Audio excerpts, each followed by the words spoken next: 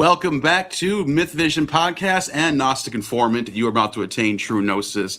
And today we are doing a debate. When was Acts written? Luke Acts is the name of the collection that they go by. When was this composed? Who wrote it? When was it written? We have a debate here between Derek, MythVision podcast, and Vinnie. And links are in the description. And one side thinks it's pre-70 AD. The other side says it's after 70, 80, maybe possibly after the 90s. And so they both. Yeah, I take a specific stance after 93, just to be fair to Vinny, because this is like Vinny and I have tried to hash this out. But anyway, so is the just to clarify for the audience, is it before 93 and after 93, or is it before 70 and after? After 93, before 70 is the kind of approach me and him are both. Yeah, I'm pre-70. He's post-93. Got it. So now we know we have two arguments: post 93 and pre 70, and they're both going to argue for those positions. And without further ado, we have the format's going to be 20 minutes opening for each of them. Then they both get a 10-minute response section, and then a final 5-minute closing section. Then a cross examination. Then Q&A. Obviously, super chats and will be added to the Q&A. So super chat your questions for either side, and those questions will be asked in the Q&A section. Yes, and Neil, I may, just like Vinny, request if you can change my PowerPoint as I'm narrating. This is why we needed Neil, and apologies to those who are showing up going, why didn't you do this an hour ago? Me and Vinny were like, bro, we can't do everything. So thank you for doing this and hosting this for us. Yeah, no problem. And we called this dude at the last minute, by the way, and he dropped what he was doing for us. So I do think fun. we need to talk about that too. Yeah. So I think that's it for we're ready to go. I think, right? Yeah, guys? I'm gonna start us off 20 minutes, and then Vinny gets to go, and I'll be on the screen, and we'll get the party started. Neil, you have a timer, and I do have a timer here. So I should be before 20 minutes, but again, I ask that we have a little mercy in case Vinny or one of us 30 seconds, whatever. You know how it goes. Yeah, let me just make sure I get my timer set up so it's at 20 minutes. Hold on 1 second. And 20 minutes. Okay. 20 minutes, 00. Let me just make sure that's. Oh, wait, that's 20 hours. Okay, hold on. I'm glad I set this up right. Okay, that was 20 hours. Okay, 20 minutes to 0. Boom. Okay, so when you're ready, Derek, I'll tell you when the clock is ready. And cool. And then we can, I'll drop Vinny down. I'll drop myself down. You'll have the full screen to yourself. Cool. I'll give you a thumbs up. Then you just hit the green light. Okay. All right. Drop everybody down. I'll pop this up. And let me know when. All right. Everybody's dropping. Just so audio sounds good. Yep. All right. Ready? I'm good. Let's do it. All right. Tonight's question is simple. When was Luke Acts written? We don't settle that with gut instinct. We settle it with evidence, using the same rules any careful historian applies to ancient documents.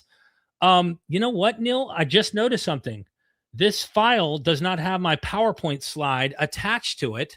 Let me pause the timer for a second. Pause the timers. Pause. Yep. Pause. 5 seconds back on. We can clip this after. I apologize. It is necessary that I have this actual correct prompt here. Forgive me here, Vinny. Forgive me, man. Here we go.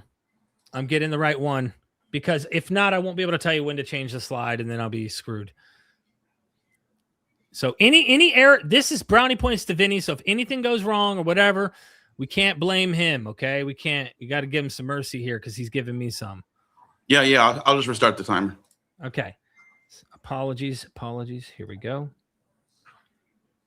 All right. I'll send it to Neil. There we go. So you're sending it to me now? No, I needed it. I was getting it through YouTube. Oh, okay. I don't know why it's not appearing when I send it. The title is it like this slides? I just sent you my script, which has the actual things. So I'm going to read it here. Wait, I'm gonna look is this your slide 4 right here? Which one? Look at the screen. Yes. So here's the deal. I'm going to read over here. Forgive me if I'm not looking at you, ladies and gentlemen. I'm just going to have to read it on this computer because when I sent you the file, it doesn't have the slides. Like it's not Right, telling but you your stuff. slides are already here. I can see them. I know, but in my script, I have it to where I tell you, hey, change the slide, next slide, next slide. And the script I sent you for some reason isn't transferring when I tell you to change the slide. So let me just start. I'm going to read here. We're good. Okay, so we're all set? We're ready. Let's just do it. Here we go. All right. Tonight's question is simple. When was Luke Acts written?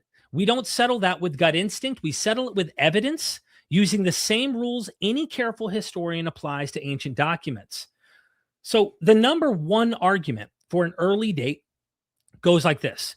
If Luke knew about the outcome of Paul's trial, the deaths of Paul and Peter, and the Neronian persecution, he surely would have included them. Since he didn't, he must have been writing before they happened. Michael Jones from Inspiring Philosophy has called the missing trial of Paul the biggest argument, the central pillar for every early dating Luke Acts, every person who's early dating Luke Acts. I want to give this argument its full weight because it sounds compelling. And I want to show you why it falls apart once you understand how the book of Acts is actually constructed. Switch slides. The author tells us his plan. Change slides, Neil. The author tells us his plan in the first chapter. Acts 1:8. It's not switching. Let me switch it for you. Okay. The author tells us his plan in the first chapter. Acts 1:8. You will be my Oh, witnesses. I'm sorry. I thought you were doing it yourself now. Okay, so you want me to switch it for you? If you don't mind changing the slides, but if not, okay. The author tells us his plan in the chapter Acts 1:8. You will be my witnesses in Jerusalem, in all Judea, in Samaria, and to the ends of the earth. That's the roadmap of the entire book. The narrative dramatizes the spread of Christianity from Jerusalem outward until it reaches Rome, the center of the known world, the heart of the empire. Next slide, Neil. Paul's journey to Rome is foreshadowed again and again throughout Acts. And when Paul arrives in Rome in Acts 28, the final verse says he proclaimed the kingdom of God with all boldness and without hindrance. That's not a cliffhanger. It's a victory statement. The author is planting a flag in the capital of the empire. The gospel made it. The mission from Acts 1:8 is fulfilled and being fulfilled. This also explains why the Romans are constantly portrayed so positively throughout Acts. Roman officials are reasonable, fair, and they repeatedly declare Paul innocent. Opposition comes from Jewish authorities. Luke is telling a story about the gospel moving away from rejection and towards acceptance toward Rome. Next slide. Now think about what happens if you tack on the Neronian persecution. If Luke writes, oh, by the way, right after this, Nero went insane, burned Rome, blamed the Christians, and brutally executed Peter and Paul. What happens to the book? It collapses. The positive portrayal of Rome, gone. The theme of unstoppable expansion, destroyed. The triumphant ending, meaningless. Suddenly, Rome becomes violently hostile. The apostles are executed, and the movement is crushed at the very place it was supposed to triumph. That contradicts everything the story has been building toward. The beloved musical, The Sound of Music, ends with Von Trapp family hiking over the Austrian Alps toward freedom, uplifting and triumphant. But historically, after fleeing Austria, the real family spent years as homeless refugees. The kids grew to resent Maria. The father died before seeing them succeed. Would anyone argue the musical was written in 1938 just because it doesn't include what happened next? Of course not. The story ends where it has to end, including the rest would destroy that story.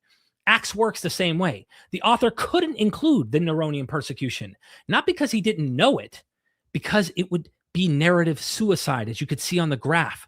In his introduction to the New Testament, Raymond Brown explains that objection probably misunderstands the purpose of Acts, which was not to tell the life of Paul, but to dramatize the spread of Christianity, culminating with the symbolism of the great missionary coming to Rome, the capital of the Gentile empire, end quote. The great Paul J. Ochtmeyer writes, quote, although we would like to know the outcome of Paul's imprisonment, that information is not essential for the author's purpose.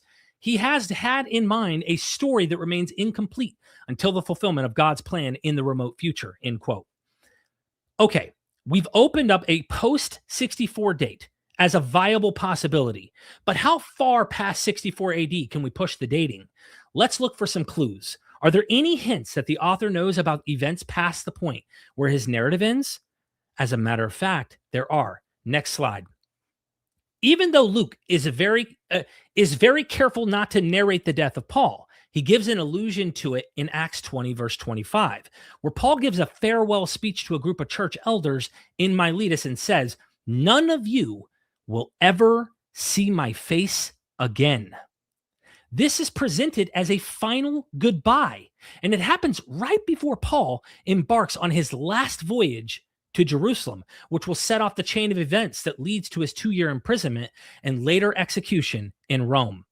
This ominous farewell speech is widely acknowledged by New Testament scholars as a literary foreshadowing of Paul's fate by the author.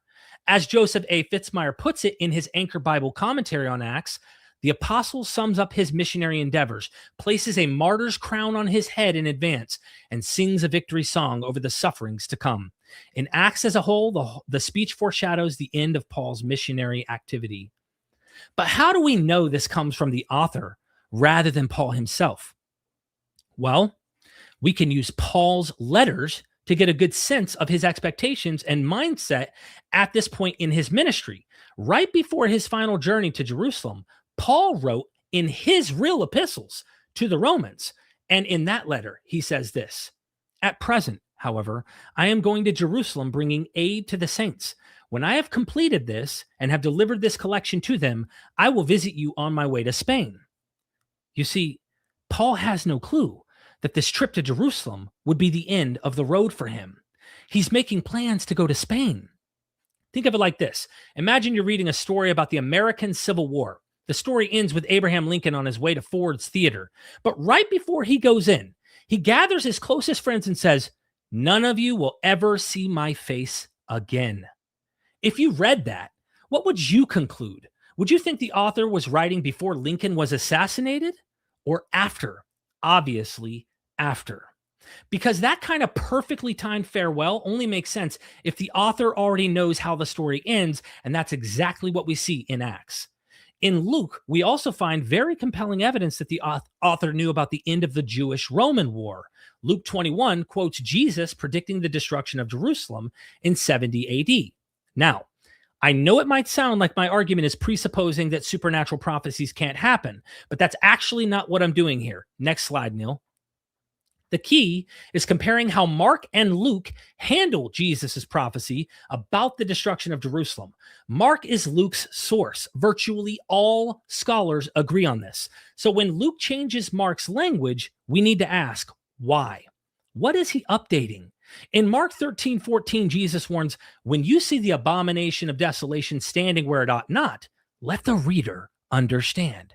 Then let those in Judea flee to the mountains." Now look at what Luke does with this same passage. In Luke 21:20, he places the cryptic abomination of desolation with something strikingly specific. "When you see Jerusalem surrounded by armies, then know that its desolation has come near." That's not apocalyptic symbolism anymore. That's a military description. Luke also adds new details that are literally not in the original prophecy. He adds that the people of Jerusalem will fall by the edge of the sword and be taken away as captives among all nations. And he adds Jerusalem will be trampled on by the Gentiles. In Mark's version, Jesus doesn't say anything about people being taken into captivity, and he doesn't specify that it would be the Gentiles doing this. Yet we know this is what happened historically in the year 70 AD. Roman legions surrounded Jerusalem and laid siege to it. After destroying the city, they took nearly 100,000 survivors captive. Again, we have confirmation from Joseph Fitzmyer. Jesus' judgment about the temple and his announcement about the desecration of it by the abomination of desolation became a saying about Jerusalem surrounded by camps in the Lucan account. Thus, the Markan apocalyptic prophecy has given way to a description of a siege and a capture of the city of Jerusalem itself. So basically, we can see that Luke has not only edited the prophecy, but actually made it more detailed and accurate. I'm not presupposing naturalism here. I'm simply comparing two versions of the same prophecy and pointing out the obvious fact that the later version gives more information than the original. The author puts specific details about the siege into the mouth of Jesus because he already knows what happened. This 10 minutes left. alone places Luke after 70 CE. Combined with the Josephus evidence I'm about to show you, it pushes the date well past 93. Evidence 1. Many scholars have noticed that Luke Acts shares striking similarities with the work of Jewish historian Flavius Josephus, especially his book Antiquities of the Jews, written around 93 AD. Next slide, Neil. Even though Luke and Acts focus on Jesus and the early Christian movement, the author occasionally refers to political events in the wider Roman world. We looking at the right one? Go to the next one, Neil. There it is. Okay, the wider world. And in almost every single instance, these same events appear in books 18 through 20 of Antiquities. The census of Quirinius in Luke 2 corresponds with Antiquities 18:1. Pilate's massacre of the Galileans in Luke 13 corresponds with Antiquities 18:4. The reference to Theudas and Judas the Galilean in Acts 5 corresponds with Antiquities 20:5. The reference to the Egyptian prophet in Acts 21 corresponds with Antiquities 28. The reference to the famine of Claudius in Acts 11 corresponds with Antiquities 22. And the death of Herod Agrippa in Acts 12 corresponds with Antiquities 19:8. Again and again, we see the author of Luke Acts selects the same events that Josephus chose to record. Steve Mason puts it directly. If Luke did not know Josephus, we have a nearly incredible series of coincidences which require that Luke knew something that closely approximated Josephus's narrative in several distinct ways. In some cases, the similarities go even further. Luke doesn't just repeat the same content as Josephus, he also copies the specific arrangement that Josephus uses to present the information in Antiquities 18 through 20. Let me show you what I mean. Next slide, Neil. In Acts 5, two figures are mentioned, Theudas and Judas the Galilean. The problem is that they appear in the wrong chronological order. Acts says Judas appeared after Theudas, but in reality, Judas lived decades earlier than Theudas. This is probably the most famous historical error in Acts, but most people don't realize that Josephus actually gives us a very, very clear explanation for this mix-up. In Antiquities Book 20, Chapter 5, Josephus presents both figures in the same order, Theudas first and Judas second. But there's a reason he does this. Listen to how Josephus tells it. They also took Theudas alive, cut off his head and carried it to Jerusalem. This was what befell the Jews in the time of Cuspius Fatus. And besides this, the sons of Judas of Galilee were now slain. I mean of that Judas who caused the people to revolt when Quirinius came to take an account of the estates of the Jews, as we have shown in a foregoing book. As you see, Josephus mentions Judas the Galilean after Theudas, not because that's when Judas's revolt happened, but because that's when Judas's sons were killed. In other words, Josephus is giving us a flashback of Judas, who he already introduced in the previous book, so that we know whose sons he's talking about here. In Acts 5, however, that explanation is missing. The same sequence appears, but without the context that justifies it. If we ignore Josephus, this narrative historical blunder is very puzzling. But if we allow the possibility that the author got his information from Josephus, suddenly the confusion makes perfect sense. Luke read or heard this passage where Josephus presented Theudas first and Judas second, but he didn't remember why. He just thought it was because Theudas was earlier than Judas. Steve Mason explains again, quote, Josephus is the one who isolates Judas and Theudas from among many popular leaders of the time. Moreover, Josephus links the two characters in his story. Since Josephus links Theudas and Judas in this order for his own narrative purposes, the reproduction of this connection in Acts is either another noteworthy coincidence or the result of Luke's knowledge of Josephus, end quote. Now, one explanation that tries to get out of Luke's literary dependence on Josephus is the idea that both used a common source for some of the events and figures both authors describe. This does not work with the Theudas-Judas example because the arrangement of the two figures is contingent upon Josephus's presentation in Antiquities 25. There's another example that causes problems for the common source hypothesis, the census of Quirinius. Next slide. Josephus wrote about this event twice in Jewish War Book 2 and Antiquities Book 18. Jewish War was completed about 20 years before Antiquities. In that text, Josephus mentions Judas rebelling against the Roman taxes, but no census, no registration, and no Quirinius. In the Antiquities, he expands massively. Now, Quirinius is named, a property registration, apography, is described, and Judas's revolt is tied specifically to it. Every detail Luke includes matches the Antiquities and is absent from Josephus's war. If a hypothetical common source contained all this, why didn't Josephus use it when he wrote the war in the 70s? He didn't have this expanded version until he built it himself in 93. Luke is tracking a version that didn't exist until 93 AD. Next slide. In Acts 21:38, a Roman tribune asked Paul, "Aren't you the Egyptian who led 4,000 men of the Sicarii into the desert?" This combines three separate things: an Egyptian false prophet, a group called Sicarii, and a desert march. No one combined event ever happened. None of this combined event ever happened. The Sicarii were urban stealth assassins who used concealed weapons in crowded marketplaces in the city. They'd have no business in the desert. The Egyptian led followers to the Mount of Olives. Desert movements were led by entirely different prophetic figures. But in Josephus, all three appear back to back in both the war and the Antiquities. First, Sicarii knife crime, then false prophets leading people into the desert, then the Egyptian as one example. Luke fused adjacent passages into one dramatic line, not realizing they described separate events. Luke also calls this man simply the Egyptian. No personal name. That label only makes sense in Josephus's narrative context. An independent source would use the man's real name. And the word Sicarii is Latin, not Greek. It comes from Sica, a curved concealed blade. Mason has shown that no other Greek author transliterates this Latin term. Not Plutarch, not Cassius Dio. Josephus uses it 19 times because he's writing in Rome. When Luke drops this word into a Greek text with zero explanation, his source is the only Greek writer who uses it, Josephus.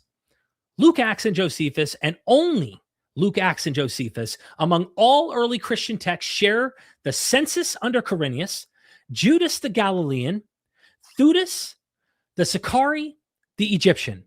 To explain this without Josephus, you need a hypothetical lost source featuring the same elements, the same combinations, the same vocabulary.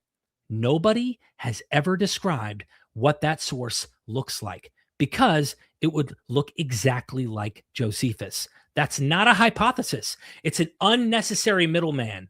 Next slide. Here's where we stand. The silence argument doesn't require an early date. It requires understanding how narratives work.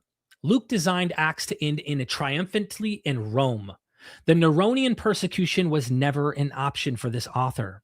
Luke's gospel showed detailed knowledge of Jerusalem's destruction in 70 CE, rewriting Mark's apocalyptic symbolism with specific military language that matches what actually happened. And the Theudas error, the Quirinius census, the Egyptian Sicarii fusion all converge on one conclusion. The author was reading Josephus's Antiquities, completed in 93 AD. My opponent needs to explain how Luke arrived at Josephus's reading order for Theudas and Judas, how he tracked details from the Antiquities that don't appear in the war, how he fused three separate phenomena into one sentence, and how he used a Latin word no other Greek writer uses. What's more probable, ladies and gentlemen? I will just end on this note to say this, and I really appreciate my opponent, Vinnie. I've now viewed him as a friend.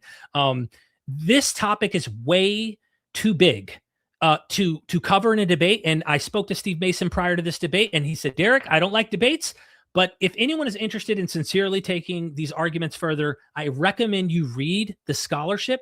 And I mean that for my opponent's scholars as well. I want to say thank you for this time. I concede the remainder of my time. right. As you can see, there was just about 30 seconds left. So you well established at 20 minutes. And that's it for Derek's opening. Thank you. Vinny, the floor is now yours, and you have time to respond. And let me know what slides you want me to put up for you. I'll do the same I did for Derek. All right. No. Yeah, let's take off. Let's do slide 1. What's going on, you beautiful people? I am very, very happy to be here. Having said that, look, I'm a kid who barely graduated high school. I'm not as smart as my handsome Caucasian friend over here, but I'll do my best. Here we go. Here we go. This is from Samuel Sandel, the Journal of Biblical Literature. This guy is he's a Jew. He's an Orthodox Jew. He's not on the team at all. But I think what he says is very important. That extravagance among scholars, which first overdoes the supposed similarity in passages and then proceeds to describe source and derivation, as if implying literary connection following in an inevitable predetermined direction. It seems to me that we are at a junction when biblical scholarship should recognize parallelomania for the disease that it is. Unfortunately, my good friend has fallen into this terrible disease, my friend, and I will show you this very clearly, but we don't have a lot of time, so let's get moving. Slide 2, please. So for our purposes, let's just define our terms really quickly. I will call terminal window 1 Judea between 6 BCE and 60 CE, the Common Era. I believe that Acts was written in 60. So that's what I'm calling the terminal window. Next slide. Now, terminal window 2 is Europe during World War II. Now, I want you all to participate in this little exercise here. Here's the exercise. I need you to name me 3 people, 3 leaders from terminal window 2. I need you to name me 3 leaders from terminal window 2. Name me 3 important leaders from terminal window 2. Take your time. I'm on the clock, so I'm gonna say move to the next slide, please. Slide 4. Now, if you were participating, you probably mentioned Hitler, Churchill, and Stalin, right? Or Hitler, Stalin, and Mussolini. Now, you had hundreds of people to choose from, but yet you chose Hitler, Churchill, and Stalin, and you probably chose it in that order. I don't know how many people are watching at this point, but you probably chose Hitler, Churchill, and Stalin in that order. Now, if I were to go to you, and there's a guy from Britain, and there's the guy from Eritrea, and the guy from Eritrea is writing about terminal window 2, and he talks about Hitler, Churchill, and Stalin.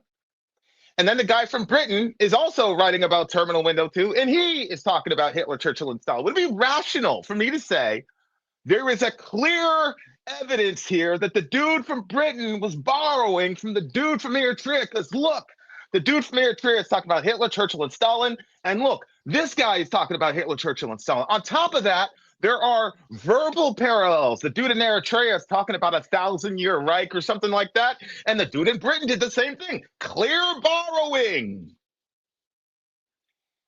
Now, obviously, you would say, I mean, he might have borrowed, but I mean, in terminal window 2, I mean, yeah, there's hundreds of leaders to choose from. But I mean, come on, Hitler, Stalin, and Churchill, those would be the top 3.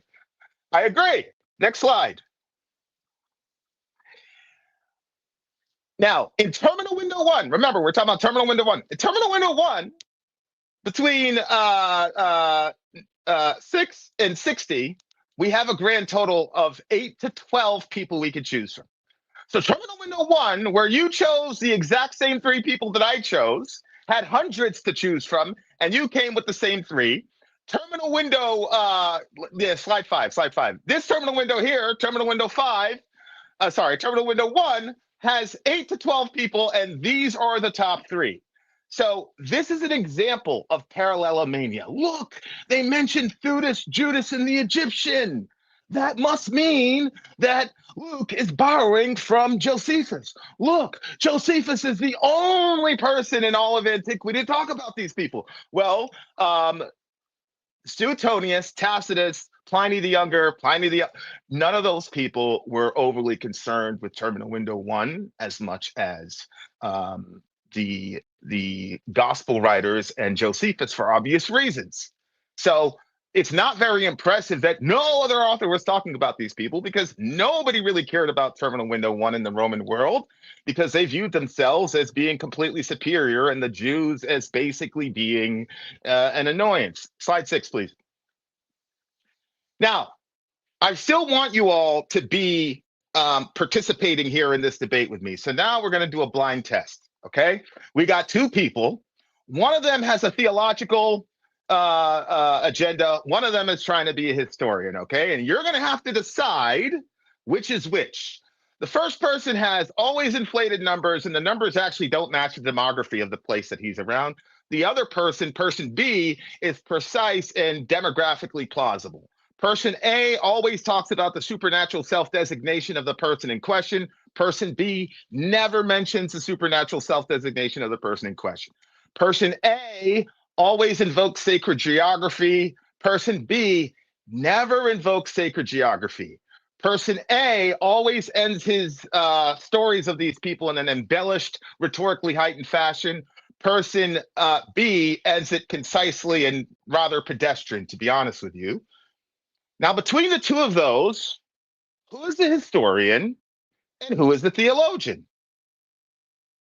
I think most people would say, well, obviously, the guy with the inflated numbers, the supernatural self-designations, the invocation of sacred geography, and embellished and rhetorically heightened conclusions, obviously, that is the theologian, and the other guy is the historian. Unfortunately, or fortunately, that actually is not who you would think it would be. It is actually Josephus, who is actually person A, and Luke, who is person B. Josephus has 30,000 people posting up at the Mount of Olives to go after a tax haven like Jerusalem. Nobody mentions this. Nobody. Now, as I said, I just said, well, I mean, the Romans don't care. They didn't really look at the Jews as very significant. I agree. But Jerusalem was a tax haven. This dude went after the Mount of Olives from Jerusalem, okay, with 30,000 people and got crushed. And nobody mentions that. This is the reason why Josephus has this as a reputation. Slide 7. Here's Encyclopedia Britannica. This is not Encyclopedia Vintanica. It's Encyclopedia Britannica. As a historian, Josephus shares the faults of most ancient writers. His analyses are superficial. His chronology is faulty. His facts are exaggerated. We just demonstrated that. His speeches are contrived. He is especially tendentious when his own reputation is at stake. His Greek style, when it truly is his, does not earn him the epithet of the Greek Livy, meaning his Greek is that often is attached to his name. Luke actually has higher Greek than Josephus. We continue. Yet he unites in his person the traditions of Judaism and Hellenism. He provides a connecting link between the secular world of Rome and the religious heritage of the Bible, and offers many insights into the mentality of subject peoples under the Roman Empire. A lot of people don't understand this. A lot of people think that Josephus is just out there, you know, just trying to record what happened. And notice the assumption in my opponent. He says that because Luke contradicts Josephus on the Quirinius angle, that means Luke is committing an error. What does that assume? That assumes almost the canonical nature of the Josephian literature. There's no reason, in my view, to view Josephus as more solid than Luke, and I'll tell you why. Here's the next slide. Next slide. There have been numerous instances where, I'm not going to say atheists, okay, but let's say late daters who are not friends of the early date have mocked Luke and then been proven wrong. Luke in Acts 17:6 uses the term politarchs. This word is not found anywhere in classical literature. As a matter of fact, people were saying that Luke invented this term, politarch. Well, unfortunately, or fortunately, 19 inscriptions were found about 80 years ago using the term politarch, 5 specifically naming Thessalonica. And by the way, that was in the mid-1st century. Luke got it completely right when we had no other extant literature. That does not communicate that Luke is depending on Josephus. Next, Philippi as a district. Maris, now here's the word. Maris meant portion, not district. Luke is misusing Greek here. That was the accusation until archaeological evidence confirmed Maris as the precise term for the Macedonian administrative districts. Luke got it down in a picayune, please don't be offended, almost autistic manner. Like, I'm gonna do this as literally and as exactly as possible. Here's the last one. This one's really significant. Gallio as proconsul of Achaia. Title and timing doubted. This was another thing. People said this is anachronistic. There's no such term as proconsul. You got 10 minutes left. Thank you. There's no term as proconsul, all the rest of it. Nope, nope, nope. We don't find this anywhere. Up. The Delphi inscription from Claudius, Lucius Junius Gallio, my friend, proconsul of Achaia. Now, Gallio's really interesting because Gallio has a famous brother named Seneca. Not even Seneca mentioned his brother as the proconsul of Achaia. These are things that if you want to know about them, you have to go to Luke because you cannot find any other historian that will get you this information. Luke was so singular in this situation. And by the way, this is Thessalonica, Philippi, and Achaia. These are not even in terminal window 1. It makes sense for Josephus to have these unique issues around terminal window 1. But if you notice here, this is the Roman world. And Luke has it down exactly. Next slide. Now, my wonderful friend, actually go to the next slide before we go to this one. For Acts, the confirmation of historicity is overwhelming. Any attempt to reject its basic historicity, even in matters of detail, must now appear absurd. Roman historians have long taken it for granted that the statement of Acts about Roman administration are accurate. That is A.N. Sherwin Wright, Roman Society. This guy is a professor at Oxford University, okay? He looks at Luke as a historical source, and he says that his compatriots have long looked at Luke as a historical source for what I just explained to you. There have been 9 occasions when Luke had something unique in his text, and folks denied it, and then were proven to be wrong. Okay, let's go to slide 9 again. Now, we're told that the reason that the martyrdom of Paul is not mentioned is because the whole story is about, and I wrote all of this before my friend did his intro, but we're told that the book of Acts is about the spread of the gospel. And so if you have persecution, then that's going to screw up the entire message of the triumph of the gospel. Dear listener, I hate to say this, but this is what happens when you're not committing yourself to the biblical text. Here we go. Here's Colossians 1. Now let's get the scenario right. According to my friend, Acts was written in the 90s. By the way, in the 90s, we're dealing with Domitian, who is persecuting the church. But anyway, okay, so this is written in the 90s. Okay, all right, so Acts is written in the 90s. Paul, what you're reading right now is in the 50s. Here we go. Paul says in Colossians 1:5-6, the gospel is bearing fruit in the entire world.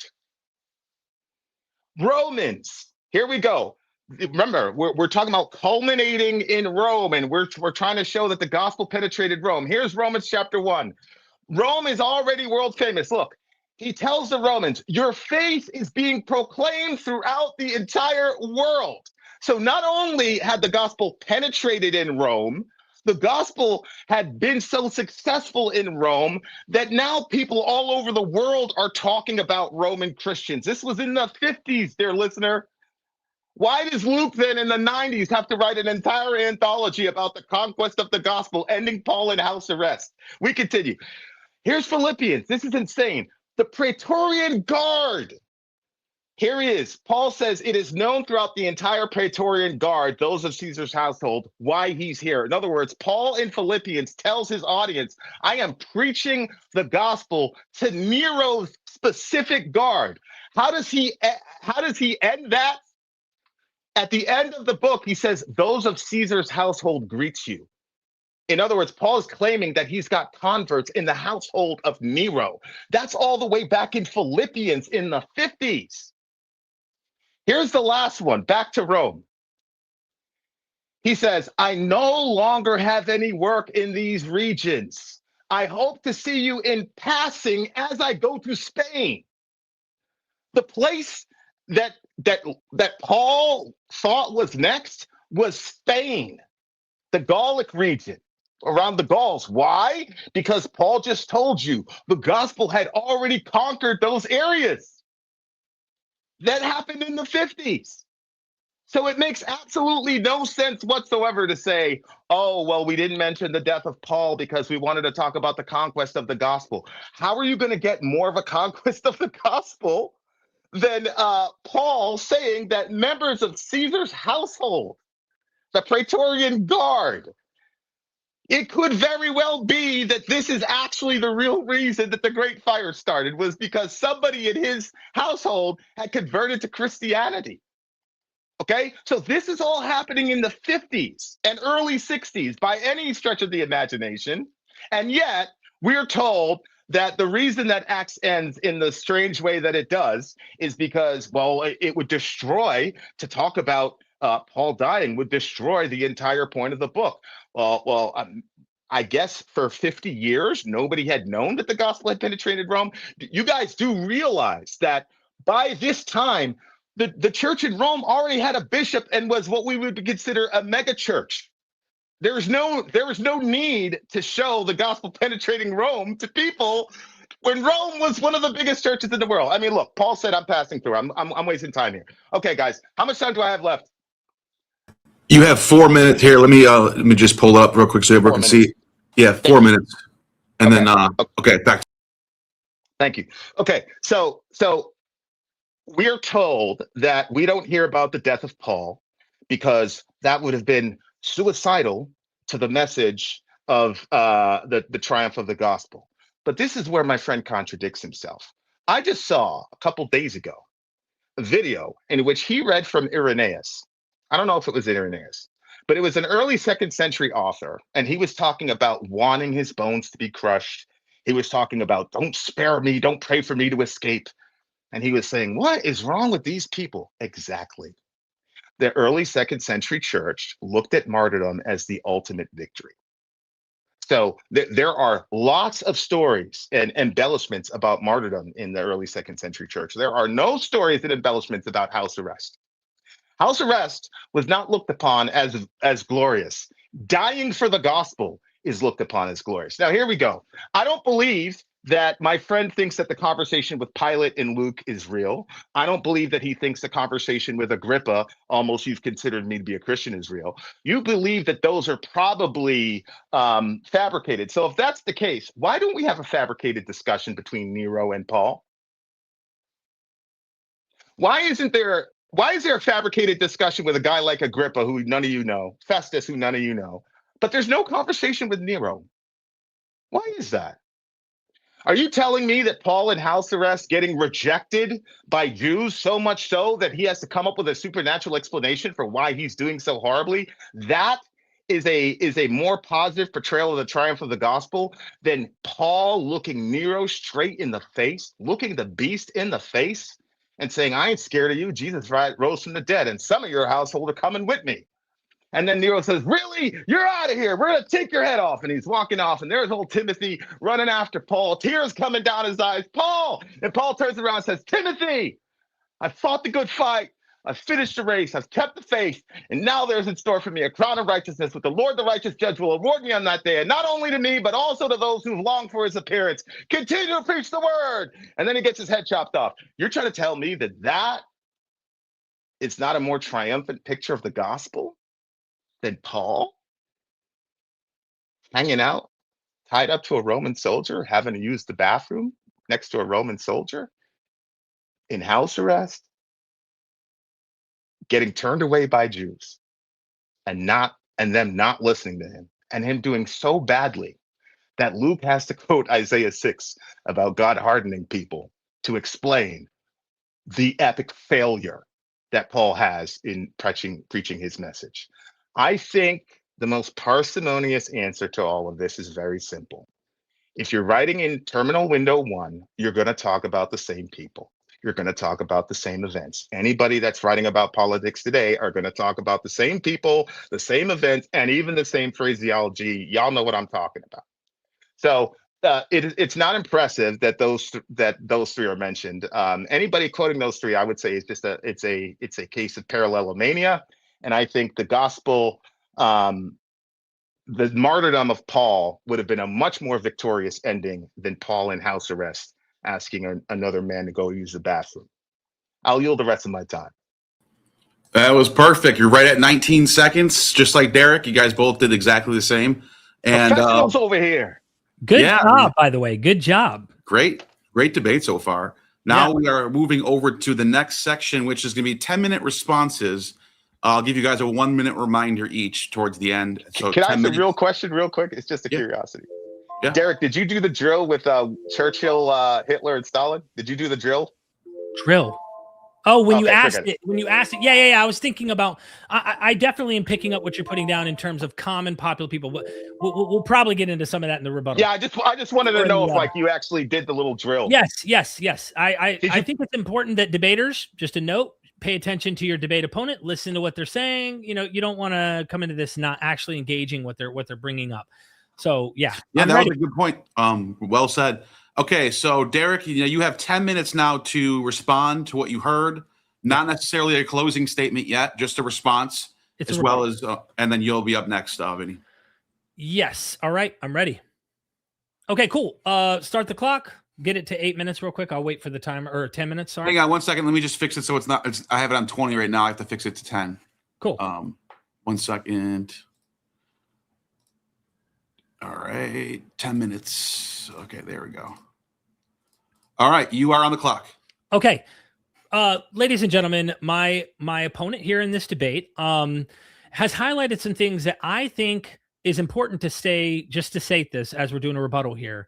That is, I understand why that perception he just painted at the end of his opening makes sense from his view.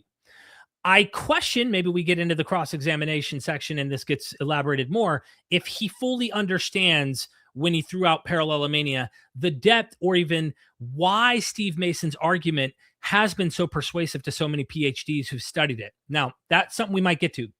But I want to say this. Think about this for a second. In Acts, Paul has been tried. He's been tried. Acts is always painting the Romans good and the chief leaders, the Jewish leaders, in a negative light. Paul has been tried 6 or 7 different times in the book of Acts. He's already gone on trial. And every time he's found innocent except one time.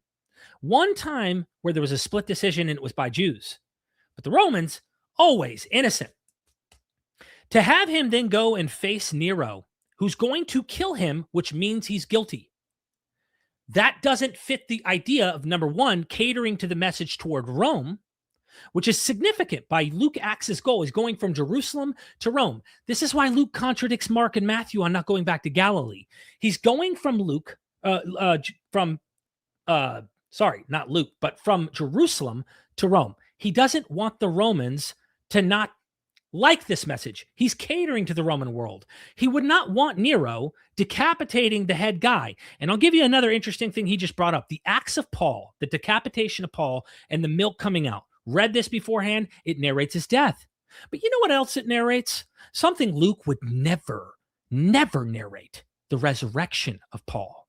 Because in Luke, his theology is contradictory to Paul's atonement theology in his letters. And I hope we get into the contradictions of Luke Acts and Paul's actual letters, because that's where the rubber hits the road. How does a companion who's writing with Paul actually not know what Paul wrote in Paul's own letters? This is a problem, but I'll get into this further as we probably get into our back and forth. So highlighting this point that he resurrects in the Acts of Paul. By the way, that's a biography. It's not a church story. This isn't a biography. We're dealing with a church story in Acts. If he gives the death of Paul and resurrection, as the legend goes, then he now is stealing thunder from Jesus' resurrection and giving it to Paul. The special thing in Luke Acts is that Jesus resurrected from the dead. So if he lets him die, what a damn ending, right? He needs to resurrect, just like we have in Acts of Paul where he does. But if he resurrects, he stole from Jesus. He doesn't want to do that. So what does he do? He ends it on a note. Everybody's tried him. Christians are innocent, don't you know? And it ends with triumph. The gospel has gone forward unconquered. Now, parallelomania, he brought this up, right? My opponent says, I'm committing parallelomania, just seeing patterns that aren't really there. But parallelomania is when you cherry pick vague similarities between unrelated text. That's not what's happening here. What we have is a pattern of errors. Luke doesn't just mention the same figures. He doesn't just mention the same figures. Josephus mentions he gets them wrong in exactly the same order. Judas the Galilean in Acts 5 with Theudas. It's crazy, which is historically backwards. Why? Because that's the reading order in Antiquities 25. Josephus put Theudas first because he was talking about events under Cuspius Fatus, and then he flashed back to Judas, whose sons had just been killed. I'm hoping we can pull this up. Actually, I have a graph here. I think it's worth pulling up for people to see this. We need to look at the Theudas thing. So you can actually look at this yourself, okay? He gets it backwards. Whose sons had just been killed? That's what he does by reading Josephus or half-assedly reading it. Luke stripped away that context and just kept the order. That's not parallelomania. That's a student copying from a textbook and missing the footnote. Steve Mason puts it directly. Josephus is the one who isolates Judas and Theudas from among many popular leaders of the time, not just Hitler, Stalin, and Churchill, okay? Many. Why does he choose the exact same ones and no additionals? Why not give an additional? And you know what Josephus said? There were many others, but these are the ones he picked. And if I'm a historian independently writing a work, I can promise you I'm not picking the same identical characters in the identical way and getting it backwards unless I goofed up reading that material. That's important. My opponent says there were dozens of rebels to choose from, so it's no big deal that Luke picked the same ones Josephus picked. But that actually makes my case stronger. If there are dozens of figures available, why does Luke pick only the ones Josephus highlighted? Like I said, the census under Quirinius, Judas the Galilean, Theudas, the Egyptian prophet, the Sicarii, these all appear in Josephus's Antiquities book 18 through 20. And they appear only in Luke Acts among all early Christian literature. No other Christian author mentions any of them. And here's the part he can't get around, in my opinion. Okay, the word Sicarii is Latin, not Greek. Steve Mason has shown that no other Greek author transliterates this Latin term. Not Plutarch, not Cassius Dio. Josephus uses it because he's writing in Rome. When Luke drops this word into a Greek text with zero explanation, his source is the only Greek writer who uses it, and again, it's Josephus. If Luke had independent knowledge, we'd expect him to occasionally give us more detail than Josephus, or different detail as far as characters are concerned. But every time, it's Luke who has the simplified, garbled, stripped down version, and Josephus who has the full detailed account. That asymmetry is the fingerprint of literary dependence. My opponent used the Hitler, Churchill, Stalin analogy, the idea that people in the same era naturally share common references. Nobody disputes that people in the first century, Judea, knew about revolts in the Roman governor. The question is, why does Luke's specific selection, specific ordering, and specific vocabulary track Josephus's Antiquities so precisely? It would be like finding a student paper that mentions the same 3 battles in the same sequence, using the same usual technical term, the same factual error, and then saying, well, lots of people write about World War II. The issue isn't shared knowledge. The issue is shared mistakes and shared distinctive vocabulary. Now let's talk about the slide he brought up. The blind comparison claiming Luke is precise, sober historian, and Josephus is the exaggerator. Yes, Josephus exaggerates numbers. No doubt he does it to himself between wars and antiquities. His own contemporaries would have said so. I say so. Scholars say so. The quote my opponent showed you even says it. Josephus's facts are exaggerated. His speech is contrived. But here's what the same passage goes on to say. Josephus unites the traditions of Judaism and Hellenism and offers insights into subject peoples under the Roman Empire. He's a flawed but indispensable historian because he gives us a massive amount of verifiable detail. Luke, by contrast, gives us almost no verifiable political detail outside what he could get from Josephus. And when he does venture into specifics, he gets things wrong, like the Theudas ordering, like making the Egyptian prophet lead the Sicarii when Josephus clearly describes them as separate phenomena. And the claim that Luke writes higher Greek that he said, than Josephus, Loveday Alexander demonstrated that Luke's preface doesn't match elite Greco-Roman historiography at all. It matches the preface style of technical and scientific manuals. Luke's Greek is competent, no doubt. Calling it superior to Josephus is not supported by any scholar in the world that I know of. My opponent quoted A. and Sherwin White from 1963, saying the historicity of Acts is overwhelming. A couple things. First, nobody in this debate is arguing Acts is pure fiction. I'm arguing it was written later than my opponent thinks. Getting Roman administrative details right doesn't tell you when something was written. I can write an accurate account of Roman provincial governance tomorrow. That doesn't make my book first century, right? Second, Sherwin White was a Roman legal historian, not a New Testament scholar. He was evaluating whether Luke's descriptions of Roman procedures were plausible. He wasn't weighing in on literary dependence or dating. Using the quote to argue for an early date is like quoting a costume designer saying a period film got the uniforms right, and then concluding the film must have shot from that period. There's much, much more here. Since we're running out of time, I'd like to just say, I think in our cross-examination, we'll be able to dig deeper. But again, I think it's an unfair statement to say parallelomania when you have so much vocabulary overlap and the exact terms, we'll get into the Egyptian, that Josephus uses for his character that fits his overall histories, that Luke jots one or two sentences and then he's gone. And we're supposed to think Luke independently got this information and garbled this stuff, but Josephus was wrong.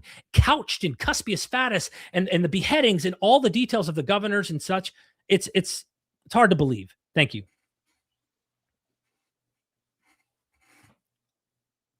You're muted, Mike, or you're muted now, I think. Sorry about that. Okay, now that just reaches the end of the time there, I will reset the clock to 10 minutes again, and I'll give you the floor over to Vinnie. Vinnie, your floor is yours. Okay. Some of the responses were curious. Paul being killed would mean he was guilty. So we don't have the dramatic scene where Paul stands up to Nero. We thought that Paul being under house arrest, being rejected by some Jews, was a more triumphant way to end the presentation of the gospel. You'll notice how my friend didn't touch the fact that the gospel had already conquered Rome. So much so that Paul was going to go past it to go to Spain. Paul had no interest whatsoever really in Rome. He said, yeah, I'm going to see you guys in passing. And that was in the 50s. He didn't touch that at all. Like, not at all. The idea that we can't mention the martyrdom of Paul, the two reasons he gave. One reason was because, that would mean that Paul is guilty. He had all these trials, and then if Nero executed him, that would mean he was guilty. Well, damn. Well, I guess that means that Jesus was also guilty because he got crucified. That's not the logic of the early church. If you're talking about the triumph of the gospel, the early, and again, this is also something he didn't touch that I really hope he does. I saw a video of my brother criticizing Irenaeus for pleading for his own death. As a, he was like, this is like suicide by cop. What is wrong with these people? Exactly. That was their mentality at the time. So the idea that we can't include the confrontation with Nero because then it would mean that Paul was guilty, I'm sorry, it makes absolutely no sense. They overcame him by the blood of the Lamb and the word of their testimony. They loved their lives not unto death, right? So the way that early Christians thought the triumph of the gospel was that people were getting converted and martyrs were being made. That's literally the template. The other reason he gave was because, well, there's this other document that has his neck getting chopped off and then his milk coming out, then he rises from the dead, and we can't talk about that. Well, I agree, but that's not what I said. What I said was, since we have confrontations with Pilate, Agrippa, and Festus, why don't we have a confrontation with Nero where he stands up to him and then dies in a blaze of glory for the gospel? That wasn't really dealt with at all. Okay, we continue. Pattern of errors. He says that this was really confusing. He said there are no verifiable details from Luke in Acts except for what we see in Josephus. I literally, hey, do me a favor and go back to slide 8, please. Go back to slide 8. He said there's no verifiable details. There are 9. I just have 3 here for spatial reasons, but the term polytarch is used singularly, that's a hopoxygomenon for Luke. Philippi as a meris, that's singular for Luke. And Gallio with proconsul of Achaia is singular for Luke. And by the way, that is a 12-month, that was from 51 to 52. That's a 12-month proconsulship. You will notice that the term polytarch is a localized term that was around in the mid-50s. The term proconsul, he was proconsul of Achaia between 51 and 52. My opponent didn't touch any of this. These are independent Lucanisms that then had to get verified because there were no, forget Josephus, Suetonius, none of these other guys had this either. So that's got to get addressed, because when you said that there's no verifiable information outside of Josephus, that's just not true. It's just not true. I wouldn't choose the identical cast of characters. I don't think you understood the argument. You had hundreds of people to choose from in Europe, and yet we came with the exact same 3 people. You had 8 to 12 people to choose from in terminal window 1. So those 3 people are not coincidental. They are inevitable. You're not going to talk about 9/11 unless you talk about Bush, bin Laden, Manhattan, Twin Towers, Allahu Akbar, whatever.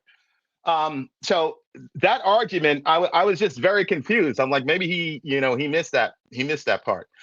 He also didn't take into account, do me a favor, let's go back to slide 6. He doesn't take into account the fact that Luke never theologizes any of these claimants.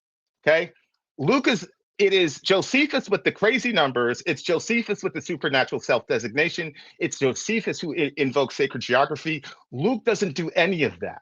And there was no explanation for why that is. There is a constant assumption from my friend that Luke is borrowing from Josephus, or that Josephus is right in his ordering, for example, of Theudas and Judas. The assumption is that he is right. I'll ask him if there's a third-party mediator that gives a nod to Josephus over and against Luke. Because what I'm saying is, why are we even now? Look, there's a 2 Theudas theory, all the rest of it. My issue is, based on what we're seeing, we already know that Josephus has chronology issues. We know that Josephus contradicts himself. And here's the logical problem that we have here. When Luke says something that overlaps with Josephus, it's evidence of dependency. When Luke contradicts Josephus, for example, calling the Egyptian a Sakari, that also proves dependence on Josephus. That to me seems like we're running into the realm of unfalsifiability at that level, because then how in the world could we falsify the idea? Pattern of errors. I would like to see these patterns of errors without just assuming that Josephus is right. He says, I wouldn't choose identical characters, but then he admitted that he chose the exact same 3 that we talked about. And again, if you're writing about history, this is not like a cafeteria. Like, oh, I don't want to talk about Hitler. Let me talk about this random dude from Bulgaria. Like, that's not how history works. Okay, so it's not about like, oh, I'm going to choose who. No, you deal with the same issue. You might come at it from a different angle, but you're going to deal with the same cast of characters if you're dealing with a very, very specific window in time, especially in geography. I need this dealt with. Why does Luke choose to omit the supernatural framing of these people? If you're saying that we want to make Jesus the star of the show, then proving that these people are false prophets is very, very important to make that claim. Finally, we don't deal with the fact that he says getting information right isn't a sign of earliness. Well, I would agree with you to a degree. The problem is the very things that he got right all go back to the middle of the 1st century. Go back to slide 8, please. If you go to slide 8, you can see that the polytarchs in Thessalonica, okay, that was around the mid-50s, okay? The Philippi as a district in Maris, again, mid-50s. Gallio was proconsul, 51 to 52. He also uses the term Asiarchs, which you cannot find in antiquity. So again, Luke has nine times where Luke says something Critical scholarship disagreed with it because they couldn't find it in classical literature. And then we find out, oh, actually, Luke was right. It turns out he was right. So that wasn't dealt with at all. These are not like, and the other thing is, we have to figure out why these are all dated in the mid-50s.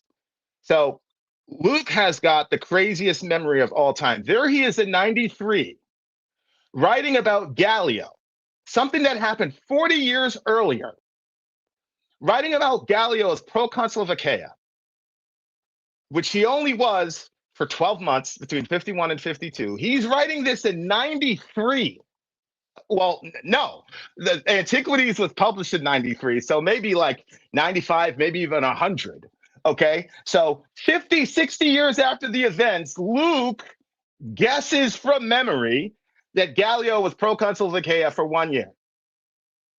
I think what's more probable and more parsimonious as a response is the reason that we have these 9 issues that Luke uses that are unique to all of history is because A, Luke was an eyewitness to a lot of this stuff, particularly the Egyptian conversation, and B, Luke had a different source. Luke had a different source than Josephus, and that source was more accurate. So, for example, with Theudas or Judas, he's like, he's many people, and then many of them were killed, and then many were captured. Luke's like, yeah, he had 400 people. That sounds more like a historian to me than Josephus, who had obvious reasons for why he was writing what he was writing. I'll yield the rest of my time. All right, that is the last. You pretty much did 10 minutes there, so we're good to go. There's one more section left. It is going to be a 5-minute. What do you call it? 15 closing. 15. Yeah, we're doing 15-minute cross-sections. Oh, okay, I thought it was forth. Okay, let me adjust that. Let me adjust my clock then. 15 minutes. Closing statements. Is that what it is? It's cross-ex and then 5-minute closing statement. Yeah, we're doing 15. Oh. I'm examining him, then he's examining me, then we do 5-minute closing. I totally clipped out the 15 minute. I had the 5 minutes for later. Yeah, okay, no worries, so no worries. Derek, you have a cross-examination. Yes. You get to ask him questions for 15 minutes. You want me to start the clock right now? Yes. Clock is on right now. Awesome. So can you explain why the order Acts 5 presents Theudas and Judas in matches Antiquities 25 without appealing to sheer coincidence, or are you saying common source? No, I don't think I said it's not coincidence. I think talking about those 3 individuals is inevitable. I also it's Theudas Judas, not we're not talking about the Egyptian, but the specific. Yeah, I keep saying all 3, but those two are inevitable. You're going to talk about them. Secondly, Josephus mentions that Judas the Galilean was the originator of the Zealot party. Mm-hmm. And Simon, there was a zealot in Jesus's band of followers. Right. Simon the Zealot. And historically speaking, it is almost certain, because traditionally in church history, he was from Galilee, which obviously, it's almost certain that Simon knew him.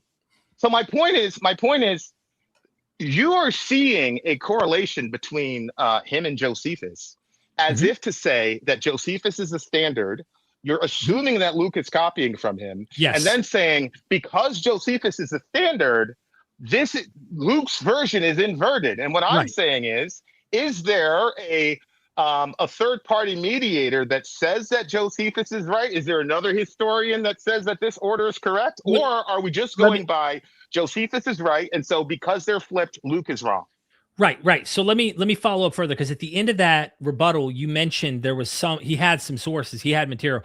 There's no doubt to me, I would agree with you, that Luke had access to information because this guy's writing in the early 2nd century. This is my take. There is archaeological evidence. He could be traveling in this area. There's a lot of evidence to support the idea that these ideas are still around. Here's my question, though, because this isn't my time to speak, is how do you address this, what we're looking at right here, specifically, the backwards chronology? With Theudas here in Josephus, he is saying that Theudas dies, right, in 44 CE under Cuspius Fatus. He literally couches it with like a ton of anchored historical information. And then he describes Judas the Galilean's sons up after Theudas, right? So when we look at Luke, that same order is there. The problem is he acts like Theudas was before Judas, which we know was around Quirinius and the taxation and the rebels and all that kind of stuff that took place. So my question is, coming back to you, is how do you address that chronology error? What I'm saying is that your question assumes that Josephus is an authority that's almost infallible. He is. No, but not that he's And infallible. I'm trying to answer you. Sorry. From my vantage point, it sounds like you're saying Josephus is the unquestioned standard, and any variance from him is wrong.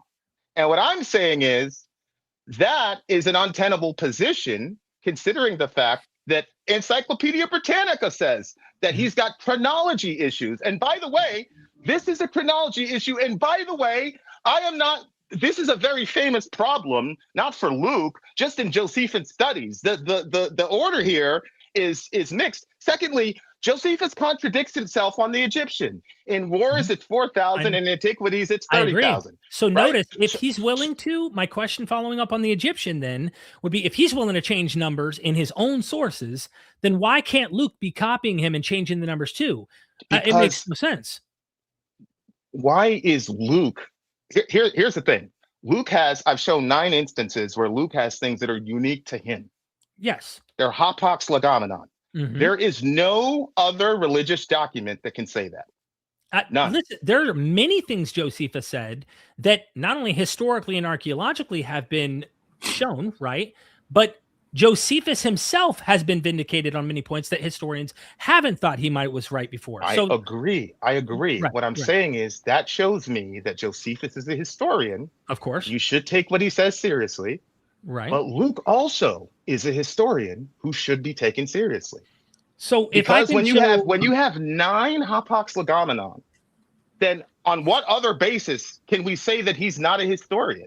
So because he has, I'll probably ask you later, but so you're saying because he has unique terms that he uses that no one else uses that have been vindicated specifically on this archaeological point you're pointing out, that at one point skeptics didn't think Luke had accurate information. He's been vindicated. That somehow validates scholars. Yeah, that's what I mean. Like skeptical scholars. That's important, though. That's important. Right. That is important. But my point is, because we found him have some historical verisimilitude vindicated, just like we have with Josephus, you now are like trusting that document to somehow be superior to a document that actually was like the Roman Empire said, this is the chief and primary history for this very region. This is the standard historian for that region. My brother, if I write something and the current political administration says this guy is the standard, would you take that as validation of me? I would read it and I'd see how exhaustive he is on it. You'd read it, but would you say, hey, this administration says that he's the man, so he must be the man? We don't have anyone else who wrote the histories of that region. That's what I'm trying to explain to you is that Josephus is a guy who expatriated from being a Jew to now work with the Romans, and he's got to keep himself alive. So the fact that he wrote a history that was then co-signed by the Roman government doesn't add any sort of credibility to what he has to say. Here's what I have. This man has 30,000 people showing up in Jerusalem. That did not happen. I'm sure you and I agree that did not happen, right? Right. So I've got quotes where people are saying that antiquities is actually more rhetorical than it is factual. Right. And I think that's a perfect example of that. I think that of Acts.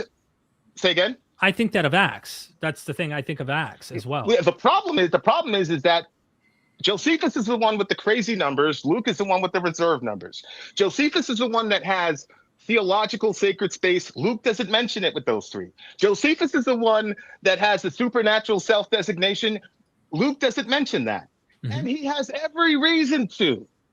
And he doesn't. So that tells me Luke is operating from a different source. So that's evidence that he's operating from a different source. He's got hapax legomena that are, in other words, things that are only unique to him that you will not find anywhere else. And he also has, when you're talking about the same issues, he also has completely different conclusions as well as designations. So that's why. Okay, so it sounds like Josephus is propaganda. And I would say Acts is propaganda, but I would trust someone who has much more historical information couching their content. You just said that he had another source. Do you have that source? Do you have any way to vindicate the source that Luke has? For I have as much. Well, first of all, what I said was that Luke had two sources. One was that he was an eyewitness, which is why he gets very specific things like Asiarch's correct. And they're not only regional terms, bro, but they're also time-specific terms. Like the proconsulship was only 12 months. Okay? So I'm going to ask you how he gets that one right from 50, 60 years prior. Easy. But I mean, he lived in the region. Yeah. But from 50 years ago? Yeah, absolutely. He lived in Thessalonica? Josephus he lived in Thessalonica between 51 and 52? Well, let me ask you this. How did Josephus get the content about Judas the Galilean in 6 BC that's over almost 100 years ago? How did he get this information? I don't believe that Josephus's dates are canonical, bro, but you do, even though you admit. No. Okay, so they're not canonical. No, okay. what I'm saying is I treat Josephus as critical as I would Acts. You don't with Acts. You will with Josephus. Yes, I do. Yes, I do. No, you just told me you assumed that Josephus was a standard, and contradicting him would be to contradict history. I've got a few minutes left, and I think it's worth asking some questions. We're having fun going back and forth, but we do need to keep it on the questions here. And extend him if he needs it. Go ahead. No, you guys are fine. You guys are fine. No, you're fine. So let me ask you this then. Let's go to the specific question of Mark 13. Where do you think Luke got the extra information and the detail that he adds to Jesus's prophecy in Mark 13? Yeah, I think that's a major problem for you guys, because you're calling an update. It's not an update. It's a translation. Where did he get that additional information, though? It's not additional information. I'm trying to So if answer. I show you a parallel side by side, will you? I'm trying to answer you. I promise. But you did answer. You said it's not. Wait. Let's do this. Moderator, if he is not satisfied with my answer, we're going to extend the cross-ex, okay? All right. Well, it depends, though. But yeah, go ahead. Fair. Okay. So what I'm saying is that when he says Jerusalem surrounded by armies, you'll know its desolation is near. That's not an update. That's a translation for a Gentile audience. Secondly, I don't know if you've read any C.H. Dodd, but Dodd shows very clearly that the language in Acts for siege warfare is actually closer lexically to the siege in Babylon, the Babylonian exile, than Antiquities. That's just a fact. So what happens is Mark is narrated by Peter, Jewish audience. Matthew, obviously Jewish audience. Luke is not a Jewish audience, so they don't understand the background of the abomination of desolation. They don't have the history of Antiochus Epiphanes and all the rest of it, where Antiochus, during the Seleucid Empire, went in there, sacrificed pigs, abominated the temple, whole 9 yards. They don't have that background. So Luke just translates it to them. I want to give Derek some time to ask some questions. There's 4.5 minutes left. So to be fair here, Vinny, is that you're going on for two minutes at a time, 1 minute at a time, like really long answers here. That's why I was pushing in, because my time's running out, and I don't mean to be rude, but I mean, I could share my screen and show you side by side additional chunks of material that is not even in Mark, in Luke. Did I explain that to you? I said that is closer to the Babylonian exile. You said it was a translation. You said it was a translation. The term Jerusalem, but surrounded by armies, is a translation of the abomination of desolation. What about the Luke 19 passage that talks about the ramparts? That is a specific wooden wall that would encircle the city that Rome actually did in 70 AD. Wouldn't that be at least evidence that you would think the Babylonian exile had the... My question. Hold on, let Derek finish. Yeah, because I'm trying to get. You'll get your chance to have your question. So, you think this is a real prophecy, right? Yeah, it's absolutely a real prophecy. Okay, so if it's absolutely a real prophecy, then Luke should get that detail precise, and that is wooden ramparts, just like Josephus describes, right? No, he does. What he needs to describe is, because what Jesus is trying to do is warn people to leave, which actually happened when Gallus left and the Christians fled. He's warning people to leave. So he's saying, when you see Jerusalem surrounded by armies, get out of Dodge. And by the way, if you look at all the other synoptic parallels to that passage, all the instructions are the same. Run, flee, etc. Right. You're not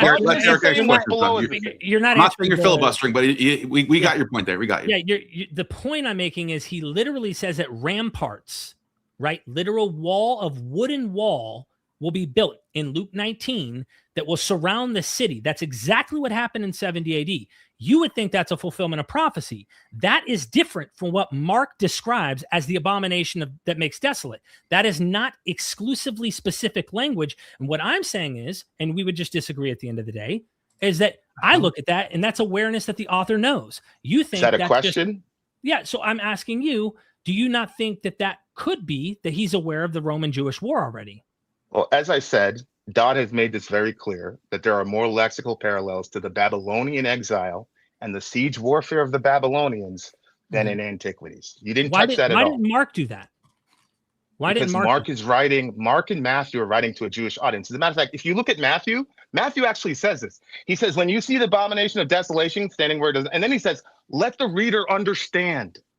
Now, so even to a Jewish audience, he's telling them, you're going to need to do some work here. So how do you know that Mark's writing to a Jewish audience? Because all the scholars I read say it's actually writing to a Gentile audience. Matthew's writing to a Jewish. No, I don't. What scholar says that? I've got Carson Several. Piper. I've got 4 guys here that saying Mark is writing to a Jewish audience. Right. I would say Adela Yarbrough Collins, who wrote the Hermeneia commentary, would argue this. And that's like the chief major commentary many people use. Several academics that actually highlight this. I could list dozens of academics who think that. We both can list. We can both list that. What I'm agree. saying is there's no question that Luke is writing to a Jewish audience. I mean, to a Gentile audience, right? I would agree And with you. Matthew makes it clear that this is difficult. He says, when you see the abomination, let the reader understand. So this is a Jewish audience that knows their Bible, and even they would have. So Luke is like, I'm just going to translate this for y'all because they don't have the background that the folks in Matthew have. Yeah. So all right, he's Derek, you doing got is 1 translating. minute and a half left, Derek. So ask Okay. keep asking questions. All right. Last question I will ask, and we have very little time here. Can you think of a more ideal place in Acts to put a final farewell speech if the author wanted to foreshadow Paul's death? Yes. Where? Yes. Right at 28, when he's about to die. You haven't talked to Nero. He stares down the beast. So you and then want he him has to this include additional wonderful flurry. You would want him to include additional work that the author did not write, which we cannot know why he did. You asked me if I could conceive of a better ending of Acts, right? No. In the book of Acts, in Acts that he has written right now, where would be a better location for him to insert that? The farewell speech. The farewell speech in Acts. You're talking about when he tells the Macedonians he's never going to see him again? When he's speaking from Miletus, yes. Yeah, I don't. That's not a very significant speech to me. I don't interpret that speech as some big long goodbye speech. Paul thought that he was going to go to Spain. That's very, very clear. So he just knew he was never going to see those guys again because he's like, I've got no reason to go back there. He didn't even want to go hang out with the Romans. Paul was, man, I'm out of here. So that's he was time. not. Do you that's want not a one more goodbye question speech. to end it on, or are you done? Are you good, Derek? Yeah, I'm good. I'm good. Okay. I'm going to start off 15 more minutes for the exact opposite now. We just set my time to 15. And you are on the clock. Go ahead, Vinny. The floor is yours to ask Derek questions.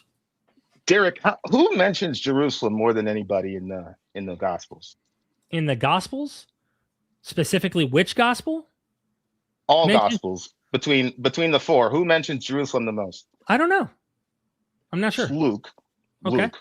Twice as much as Matthew, almost 3 times as much as Mark, almost twice as much as John. Do you know how many times that Jerusalem is mentioned in Acts? How many? 59. Gotcha. So we've got this Egyptian, right? Mm-hmm. According to Josephus, where does he post up? Where does the Egyptian post up? At the Mount of Olives. Where does he man the Mount of Olives? Is the Mount of Olives important to Luke? I would say, yeah, absolutely. But there are many prophets that who mentions the Mount of Olives more than anybody in the New Testament? There were many prophets that saw Jerusalem as a significant location. Who mentioned the Mount of Olives more than anybody in the New Testament? Who mentioned the Mount of Olives more than anybody, like you just asked me? Mm-hmm. Luke. Okay. So Luke mentions Jerusalem and the Mount of Olives, and you said that he's trying to make Jesus a star, correct? He's trying to make Jesus what? Jesus is the star of Acts, you said. In Luke. Jesus is the star in Luke. Yeah, his gospel. I mean, obviously Christians are producing the gospel. They're pushing the gospel of Christ. Okay. Yes. All right. But Jesus is the star in Luke. Yes. Okay. So Isn't I it just true got a that call too, by the way. isn't it true literally from the Mount of Olives? Isn't it true that literally from the Mount of Olives, Jesus said that false prophets were going to come in his name? Yes, it is. And there were many prophets beyond the ones listed in Josephus, which would make sense why Luke would have additional names. But yeah. That's fine. That's Yeah. fine. And by the So way, please allow me to also elaborate because you went on sometimes for minutes at a time. no. If I ask you an I'm just saying elaborate when you're doing all that, you know what I mean? I'm no, just saying. I'm saying like I got you. I got you. Okay. So explain to me, the Egyptian is a messianic I'm claimant. I'm hearing something like a ring. So I'm hearing like a beat too. It's not me. You're hearing that beep right now? Yeah, it's going to be. Oh my God, I'm trying to get rid of it. Okay, Give me sorry. some of my time. I thought you Listen, were. Yeah, go ahead. Yeah. No. Okay. So explain to me why Luke does not talk about the fact that the Egyptian post up from the Mount of Olives to Jerusalem in literally the exact place where Jesus prophesied that false prophets were going to come. He doesn't exploit that. Explain to me why. Why doesn't Luke give that narration? Why doesn't he exploit that? Yeah. For the Egyptian. And he only gives one sentence. The Egyptian gets one sentence and he conflates three things into one thing. Well, I'm asking you a very specific question. We agree that Luke mentions Jerusalem more than any New Testament writer, and he also mentions the Mount of Olives. Okay. The Egyptian was going to attack Jerusalem from the Mount of Olives. Luke mentions it not at all. How come? Why doesn't he mention that he was going to attack the Mount of Olives or go on the Mount of Olives and try to attack? He doesn't Jerusalem? mention his prophetic claimants. He doesn't mention the Mount of Olives, and he doesn't mention Jerusalem. Why? Right. It's a Roman soldier who's asking Paul, "Are you the Egyptian who led 4,000 Sicarii into the desert?" He conflates three things Josephus elaborates in great depth about.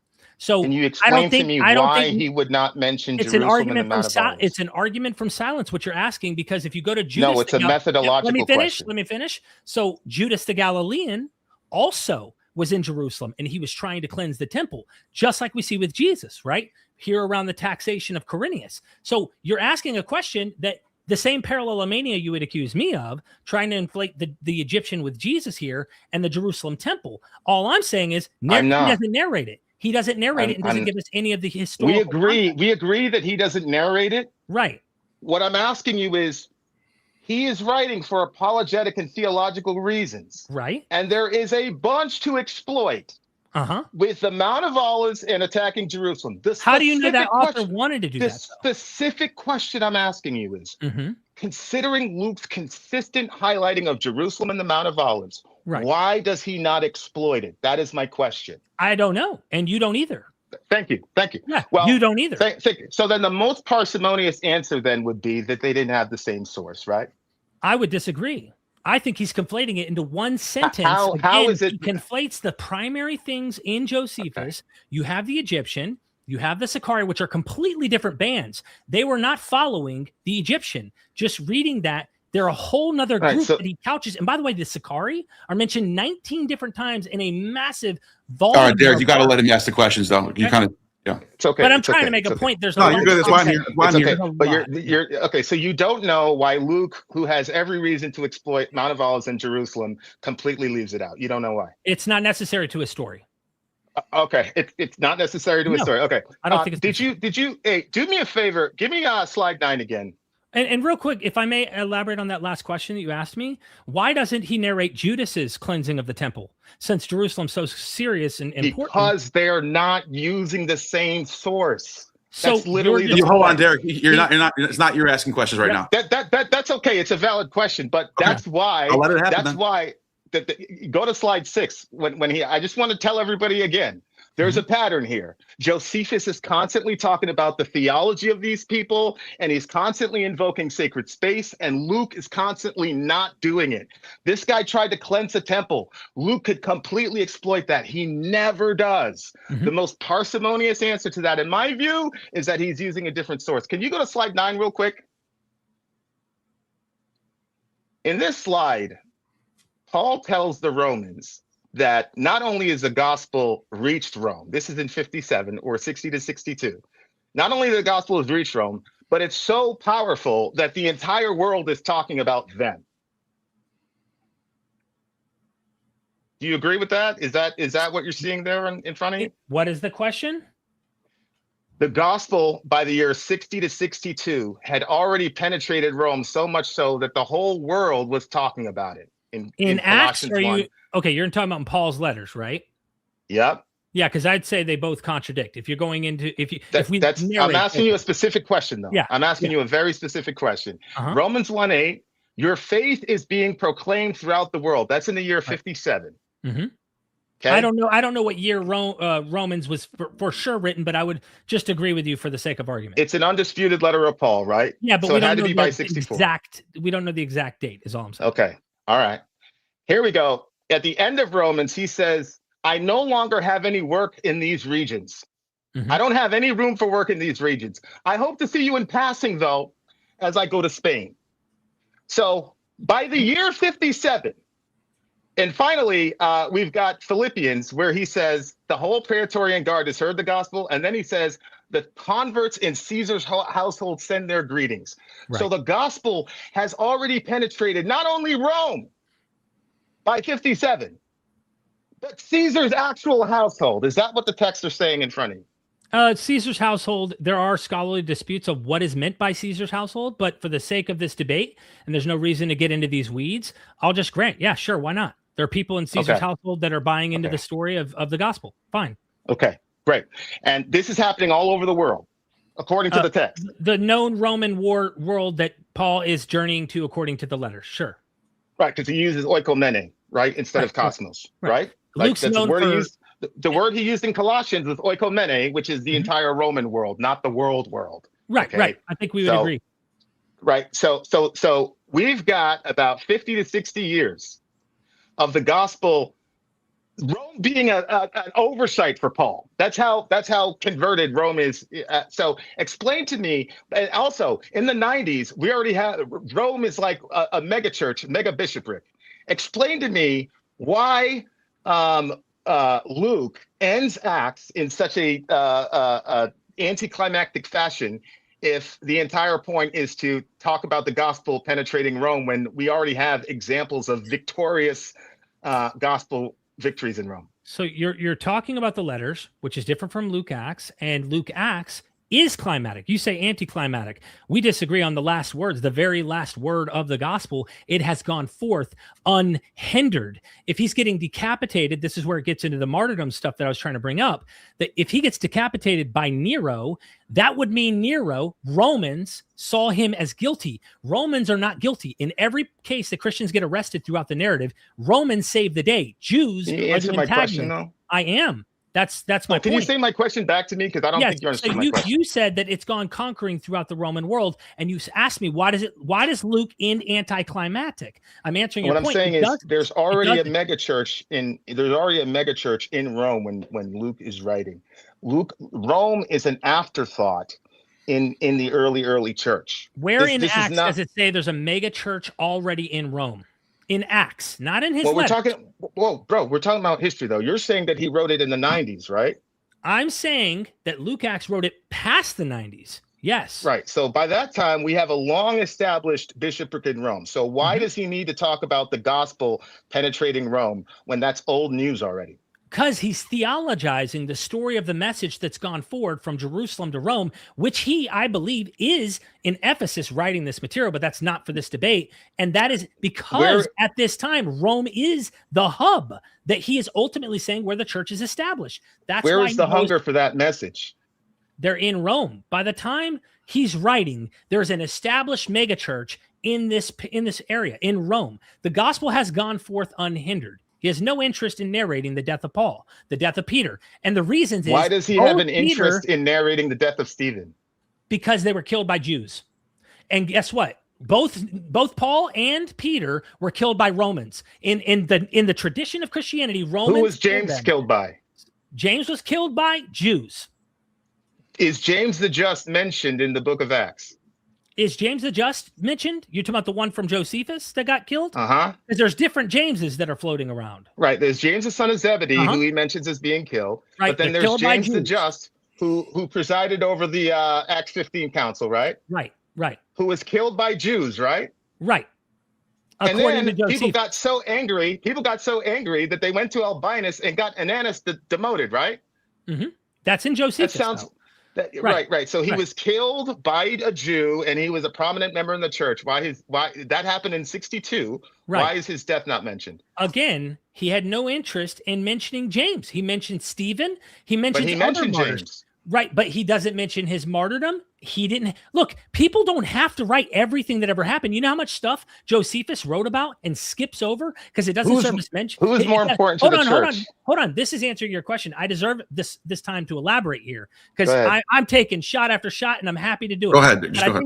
I do think this is important because Josephus wrote about many things in his histories, skipping 3-4 years of leaders. They're significant when you read them from other historians, but Josephus had no interest. It did not serve his purpose. We have to read what we have. And I'm assessing the data and looking at it going, well, isn't it interesting that the martyrdoms we do have happen by Jews in the narrative? Name one Roman martyrdom killed by Romans in Luke Acts. 1 minute left, Derek. Land your plane. Go ahead. Question? Yeah, go ahead. James the Just is the leader of the Jerusalem church. He's the one that issues the final Sharia in Acts 15. He's a very important figure. We are told about the death of Stephen, who's just a deacon, and we're told of the death of Zebedee in one sentence. Mm-hmm. This guy is a seminal leader in the church, and he got killed by Jews who are the bad guys. And Albinus was the good guy because he demoted Ananus. So that's perfect for Luke. So why doesn't he include that one? I don't know why he doesn't include it.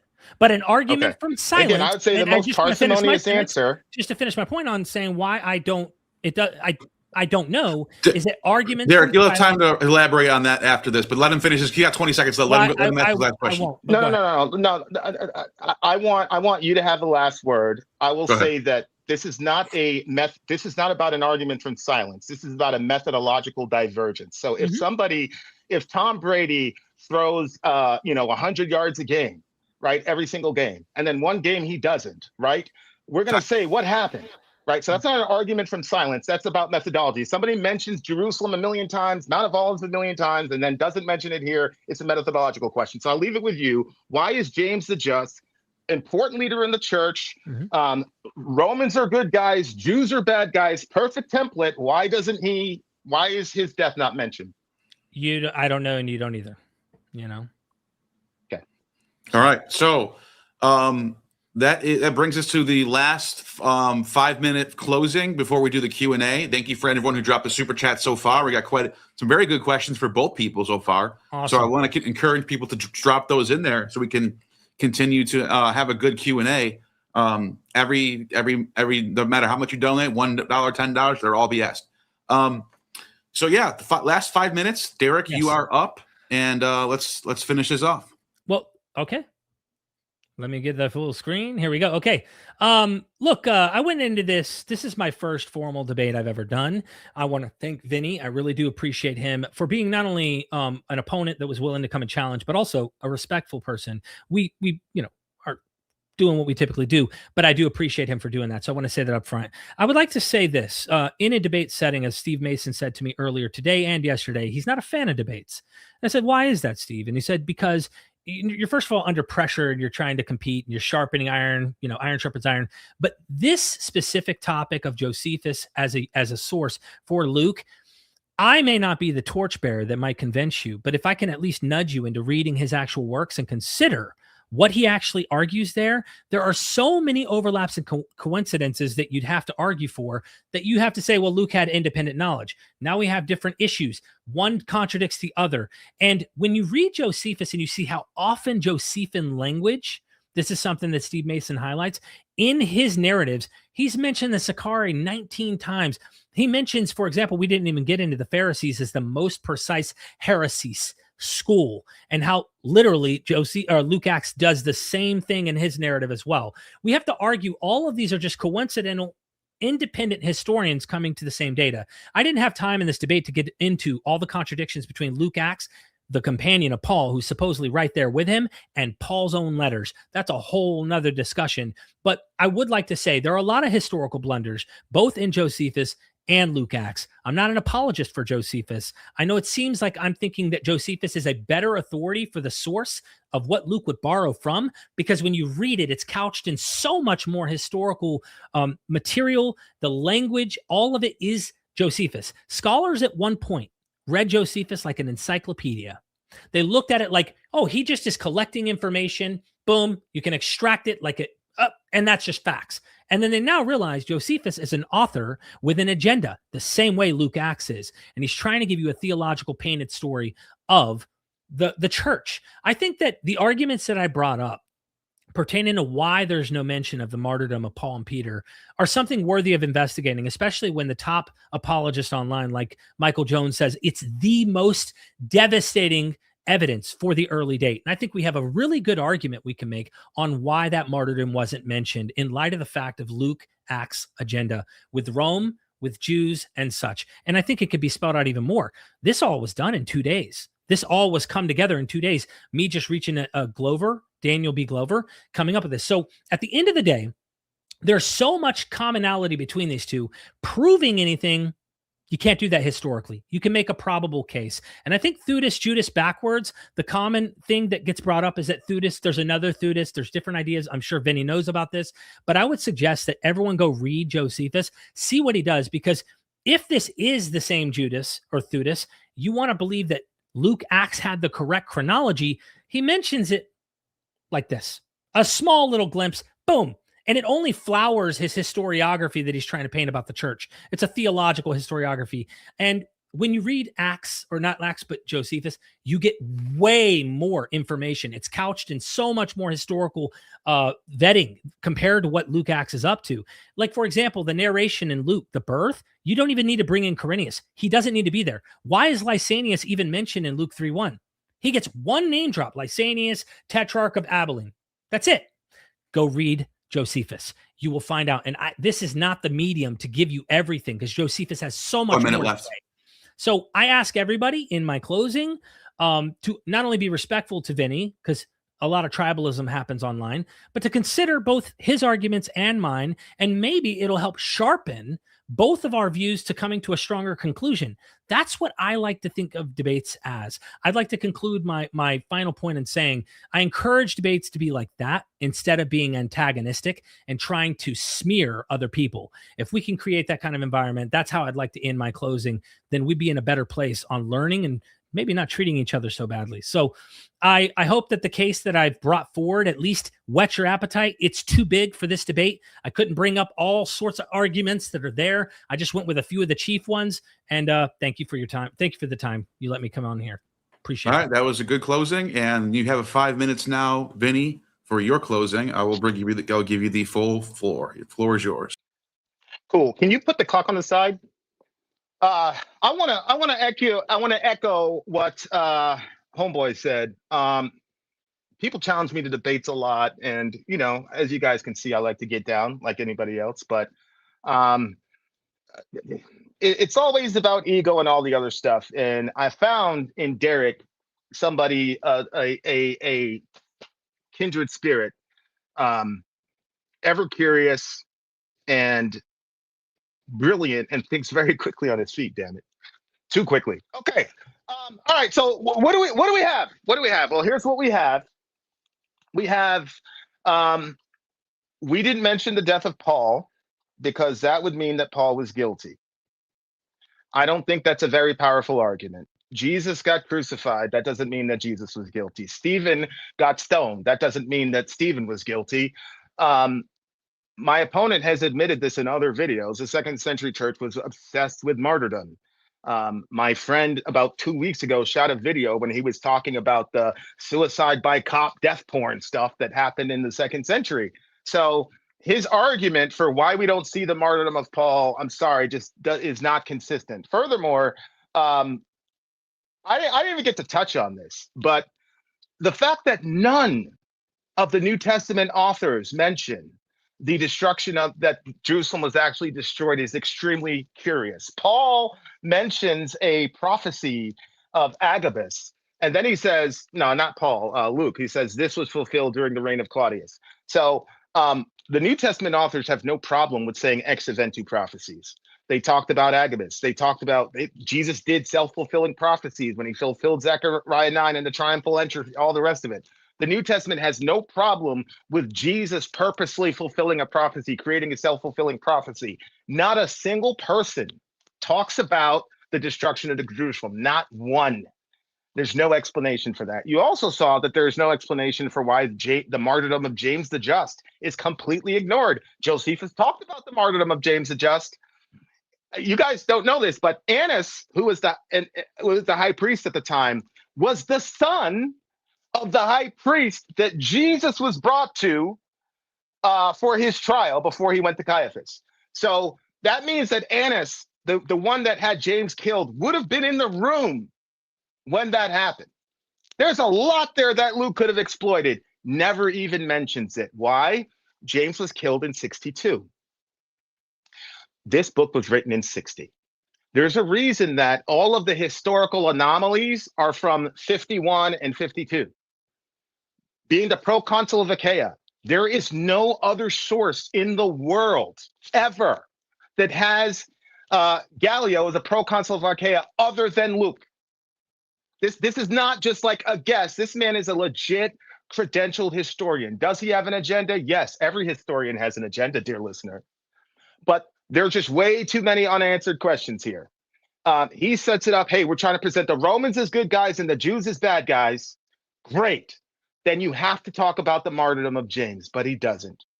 And again, guys, James is the central guy in the book of Acts for the Jerusalem church. That's just the fact. It's just a fact. He never deals with that. What he says is, I don't know. We talked about the conversations with Pilate, the conversations with Agrippa. We don't believe that you don't believe those conversations happened. So why didn't he create a conversation with Nero where he stands up defiantly? No answer. He doesn't know. There's a lot of I don't knows, and I don't knows don't necessarily mean you're wrong. But what it does mean is that means that your thesis needs some work. I think the most parsimonious answer, the answer with the least variables, is very simple. Luke had an independent source. And by the way, I didn't get to talk about this, but I'm sure my brother believes in this. There's a document called Q that nobody has, that everybody believes existed somewhere, because that's how we got the synoptics, right? So I'm sure Derek believes in the Q document. So calling this Q2 is not a problem for us. I know I got 30 seconds left. Guys, Luke Acts was written in the 60s. The internal evidence is there. The specific hypoxagomenon that Luke uses are first century, mid-first century names, titles, etc. What I'll leave you with is, if the book of Acts is worth me and Derek debating, maybe you should crack it open and read it alongside Josephus. My time's done.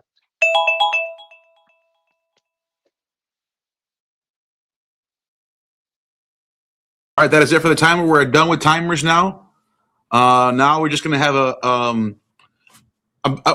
is it open? We're not doing an open discussion. No, Q&A. No, there's no Q&A. back and forth open discussion at all. No. We did. That was kind of our cross-examination.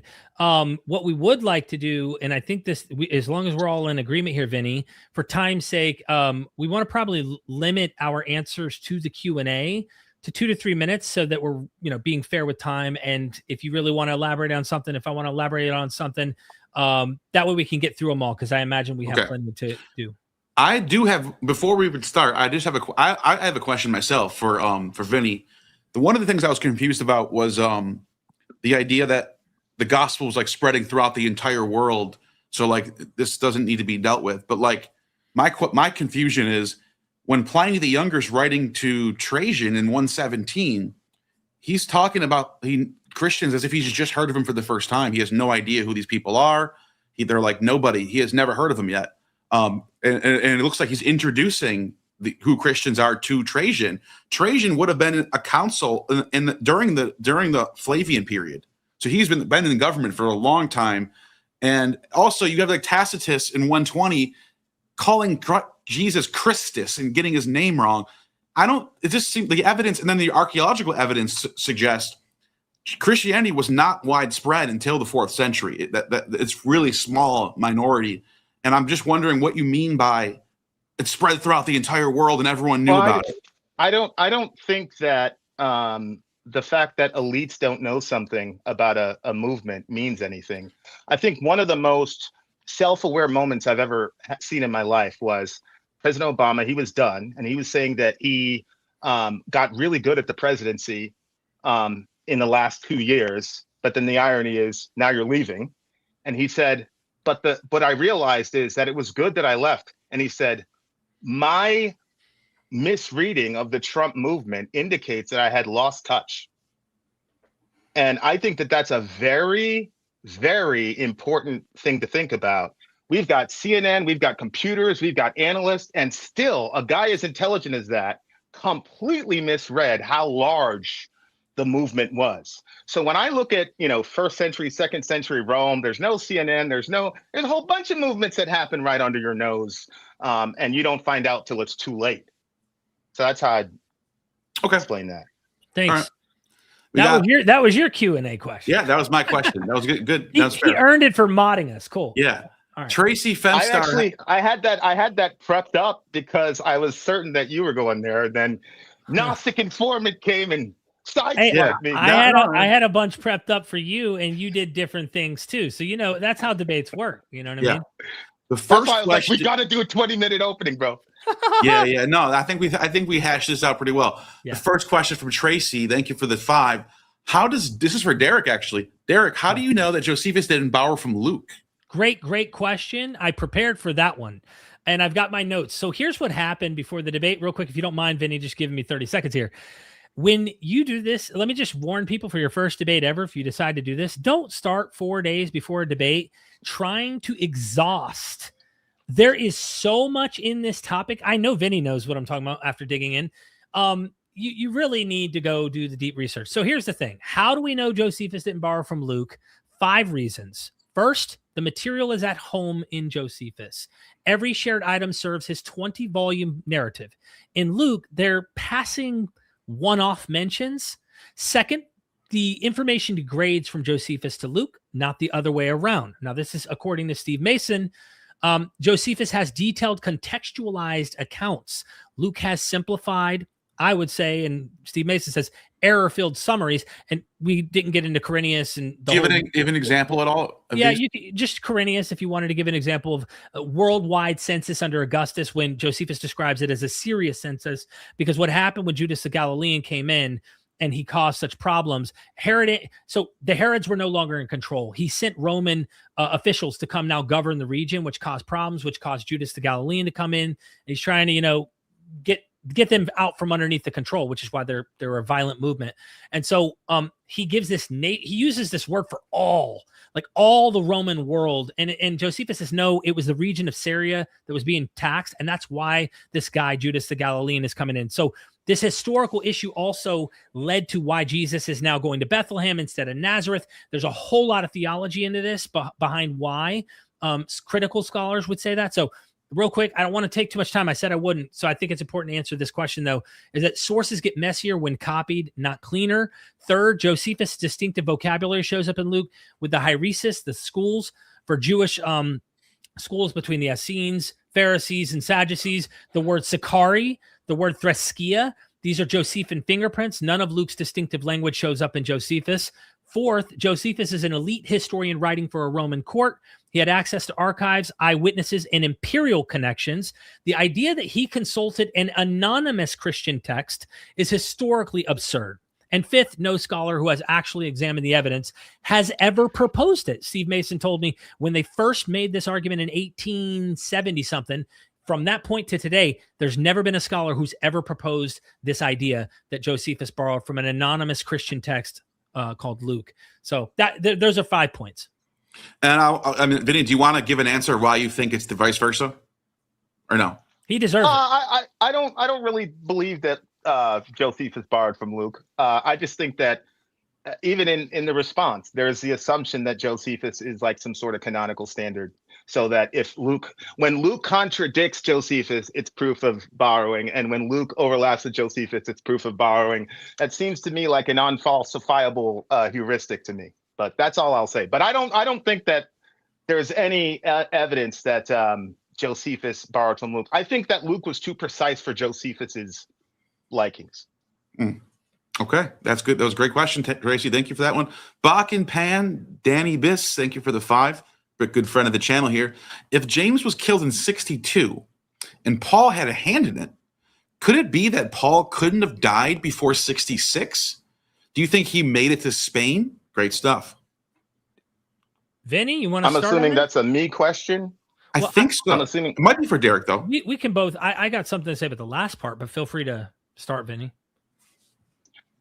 Do I think he made it to Spain? I actually want to hear what Derek says about that. I knew you would. James was killed in 62. I don't think Paul had a hand in it because by that time, Paul is already writing, right? Like Colossians is 57. 1 Thessalonians, Bart Ehrman says is 57, 58. So he's already writing Christian theology, deep Christian theology, the Carmen Christian, Philippians 2. So I don't think that Paul had any hand whatsoever in the death of James. We know what happened. Ananias, when in the transition, when Albinus was coming down, there was that little gap in leadership. He took that time to stone James the Just. When Albinus arrived, not the Christians, the Jewish populace made a beeline to Albinus, complained, and got Ananias demoted. Crazy story. So no, it was Ananias all the way through. It was the guy who killed Jesus. His son killed Jesus's brother. And again, we're told that Luke didn't exploit this at all. Just completely ignored it. Okay. Yeah, and I would say this, there are traditions in the early Christian church where Paul didn't get killed by Nero, and he did make it to Spain. So that's worth noting, and I think if anyone's interested, you then might ask yourself, well, he obviously became prisoner in Rome. I imagine this hints at the fact that he is killed. My assumption here on thinking this, because I think he hints at that with the farewell speech and the fact that he goes to Jerusalem, then gets arrested and such in Acts. But again, to the Spain part, I would just like to answer that and simply say, because I agree with your assessment of Josephus, is that there are traditions where he made it to Spain and did not get killed under Nero. Well said. I think that's it for that one. Thank you for that. Thank you for that. Yep. Tracy, thank you for that too. Please tell us why Derek is parallelomania. That's for you, Vinny. And I guess it's for why do you think he's parallelomania versus a legitimate parallel? I don't think that he has parallelomania. I think Steve Mason has parallelomania. Yeah, well, explain why you think that. That's why we went through the drill with Terminal Window 2 when you've got Hitler, Stalin, and then we've got Winston Churchill. When you're dealing with a specific window, there are certain people that are not coincidental. There are certain people that are inevitable. If you were dealing with a 9/11 window, you're going to talk about bin Laden. You're going to talk about Manhattan. You're going to talk about the Twin Towers. You're going to talk about Bush. You might even use the term Allahu Akbar. If two people are writing about 9/11 and all those similarities are there, it would be ridiculous to say, oh, this means that they're literally dependent on each other. So what happens is, if you're talking about a major situation in a small period of time, then you can only talk about a certain group of people. And that's why I'm saying there's parallelomania. You see this with the Egyptian. For anyone to say that the Egyptian is an example of Josephine borrowing is very clearly suffering from parallelomania. There are almost no parallels between the two. Okay, good answer. Derek, any defense on why you think it's not parallelomania? Yeah, I think that when you are dealing with historical settings like that, I imagine historians even today who might be talking about 9/11 do not name every single individual the same. Even big names, they might name a different character. They might have a different agenda. And I think that it kind of tars this term, tars people. And a lot of people have coined the name parallelophobia because a lot of people are afraid of looking at parallels. But again, that's just throwing names at each other. My suggestion would be read Steve Mason carefully. Go read Josephus for yourself and see who seems to be carrying this information. Because if, for example, you're finding the same characters, the same language, and same Latin loanwords, and he's writing in Rome and things like that. And I mean, it's the coincidences I came up with were like 36 before this debate. We would have to go, well, just total coincidence. And I just think it's an unfair assessment with someone like Steve Mason, who is hyper careful compared to a lot of scholars that I do know who take really just stretch type of comparisons. And so I would request someone to read Josephus. Can I talk about the Egyptian at some point? Sure. But one comment too is just You can go this, ahead right and now. then feel That'd be free to great. hear. I have a video coming out, and I didn't want to launch it because I didn't want to give you any fodder. I was trying to hide my secrets from you, Vinny. But listen, it launched this morning, so I decided to launch my Wes Huff video instead. My editor got this 3-hour video where it's actually showing Steve Mason in a much more exhaustive manner than I can even possibly begin to do here in this debate format. So stay tuned. Maybe you'll check it out and comment down below, and you know what I mean? What do you think about the Egyptian, man? Yeah. Okay. So what we're to believe is that Luke is sitting down with the antiquities. Okay. Josephus has this wonderful story, 30,000 people. Luke says, I'm going to cut that down by 26,000, not 25,000, not 10,000, 26,000. I'm going to cut that number down by 26,000. Okay. The Egyptian went to Jerusalem by way of the Mount of Olives. We already know Jesus in Acts, he ascends to heaven from the Mount of Olives, and he's going to return from the Mount of Olives. The same Mount of Olives where he preached that false Christs were coming in his name. The Egyptian shows up, and he's going from the Mount of Olives to Jerusalem. Luke doesn't mention it. Luke says, you led them into the wilderness. Now, my friend, my very handsome Caucasian friend said, hey, these are Sakari. They're daggermen. What the hell are they doing in the wilderness? My brother. There is a man named Abu Bakr al-Baghdadi. Okay? That's called a kunya. A kunya is an Arabic term. It's a nom de guerre. It's like your call sign when you're going out, right? Abu Bakr al-Baghdadi is not his name. Al-Baghdadi means the Baghdadian. My point is, what we hear about the Egyptian is a guerrilla warfare expert. That's who the Sakari was. The fact that he trained them in the wilderness, read Maccabees. In Maccabees, guess where they trained all their guerrilla fighters? The wilderness. You're not going to train your guerrilla fighters in the city so that the Romans can see you and kill you. Okay, here's my point. The Egyptian is going toward Jerusalem in Josephus. He is going away from Jerusalem in Luke. The Egyptian's got 30,000 people in Josephus. He's got 4,000 people in Luke. By the way, the Tribune believes that Paul is the Egyptian because he speaks Greek. No, he doesn't think he's the Egyptian because he spoke Greek. I want you to look at the text again. Right. So it says, pull up the ESV. Yeah, let's pull up the ESV. It's Acts 21. Yeah. Pull up the ESV. 21 ESV. Uh-huh. All right, I'll share the screen real quick, and let me just. He thought he wasn't. This is my claim. While we get this pulled up, he thought he wasn't the Egyptian because he could speak Greek. Can you see my screen? Yeah, it's the opposite. Go ahead. Okay, where is it? What number? Acts 21:38. 38. Yeah. Paul says, "May I speak?" Are you not the Egyptian then, who recently stirred up a revolt and led 4,000 men against the assassins of the ruler? Paul replied, "I am a Jew from Tarsus in Cilicia, a citizen of no obscure. I beg you, permit this people." All right, stop. You see right there, verse 37. Paul is about to be brought to the barracks. He said to the tribune, "May I say something to you?" He said, "Do you know Greek? Are you not the Egyptian then?" Oh, so because he knows Greek, he's the Egyptian. Because he knows Greek, he is the Egyptian. So you're thinking that means that because he knows Greek, he is the Egyptian. That's the grammar of the text, bro. Well, let me see what another translation might say, just to see what we got. Why don't we check the Greek? I can look at the Greek, bro. May I say something to you? The Tribune replied, "Do you know Greek? Then you are not." Go look at NRSV. Oh, hold on. Let's solve this by looking to Greek. Let's not look at translations. All right. Pull it up. So I'm gonna pull up. I'm gonna go to Cross Bible right now. Our friend from Cross Bible. Yeah. Is Stephen in the chat right now? I don't think he is, but this is important because this is Acts what? Acts 13. What is it? 21, 38, 37. Acts 21. Hold on. Give me a second. Let me pull up the Greek and okay. So let me stop sharing this one. Yeah. Good thing I know a little bit of thing or two about some Greek here. I can actually assess this. 21 what? 21, 37. 37. You might as well just read 37 and go to it. Yeah. 37. Do you speak Greek? Aren't you the Egyptian? Uk, ara, su, a, Egypto. So are you not the Egyptian? It's basically saying.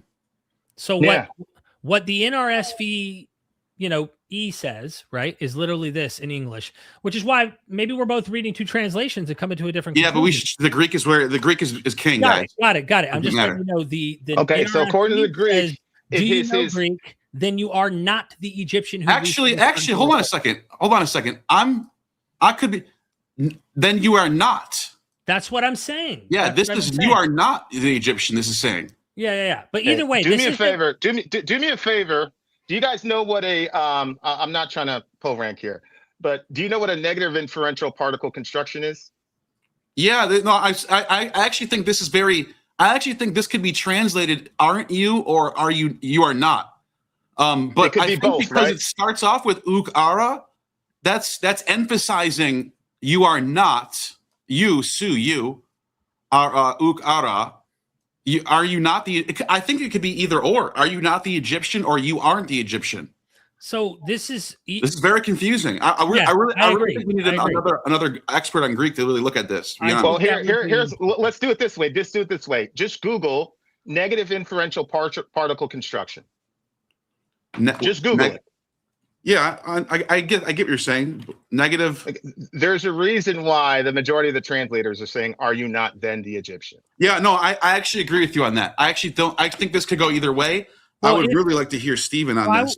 My question is this: in the context of that, get him on real quick. He's got to be home. He's fluent on Greek. The reason I say this to just we need you right now. Highlighting of this translation, Vinny, is that if he was thinking he was because he spoke Greek, I doubt this guy would let him go. That's what I'm trying to say. The context, he goes, oh, okay, you're not the guy. He didn't let him go. He beat him, bro. So Paul stood on the steps, motioned to the people. He had him flogged. When? Before or after? The very next chapter. And then Paul says, what are you doing? I'm a Roman citizen. So the same guy you're saying is one flogged him. Yes. Listen to the defense I make to you now. When I heard him addressing them in Hebrew, they became even more quiet. Then he said, I am a Jew born in Tarsus in Cilicia, but brought up in the city at the feet of Gamaliel, educated strictly according to the ancestral law, being zealous for God, just as all of you are today. I persecuted this way up to a point of death by binding both men and women and putting them in prison as the high priest and the whole council. Where's this at? Where's it? Where's the beating that this Roman? Are you in Acts 22? I'm in Acts 22. Yes. All right. The same guy you said that supposedly has him as a prisoner. All right. Okay, let's go to verse 23, verse 24. So up to this point, they listened to him, but they shouted, away with such a man, a fellow from this earth, from the earth. He should not be allowed to live. And while they were shouting, throwing off their cloaks and tossing dust into the air, the tribune directed that he was to be brought into the barracks and ordered him to be examined by flogging to find out the reason for the outcry against him. But when they had tied him up with thongs, Paul said to the centurion who was standing by, is it legal for you to flog a Roman citizen who is uncondemned? When the centurion heard that, he went to the tribune and said to him, what are you about to do? This man is a Roman citizen. So I don't understand how that connects back to the prior chapter with him claiming he was you said that he just let him go. All right, hold on. You're going to have to far. Let's solve this first. We got this guy. Yeah, Stephen. Okay. Yeah, Stephen. We're looking at uk ara su. And there's different translations. ESV says, are you not the Egyptian? Some of them say, so you are not the Egyptian. Yeah. What would you say? I think it could go either way. I think this is very confusing Greek here. Wait, hold on. Let me, it's a kind of small on screen, but yeah, ara is just marking the question, right? Yeah, saying, and then uk is, so it's like, are you not, or are, that's so. Or couldn't it be also you are not? So are you not?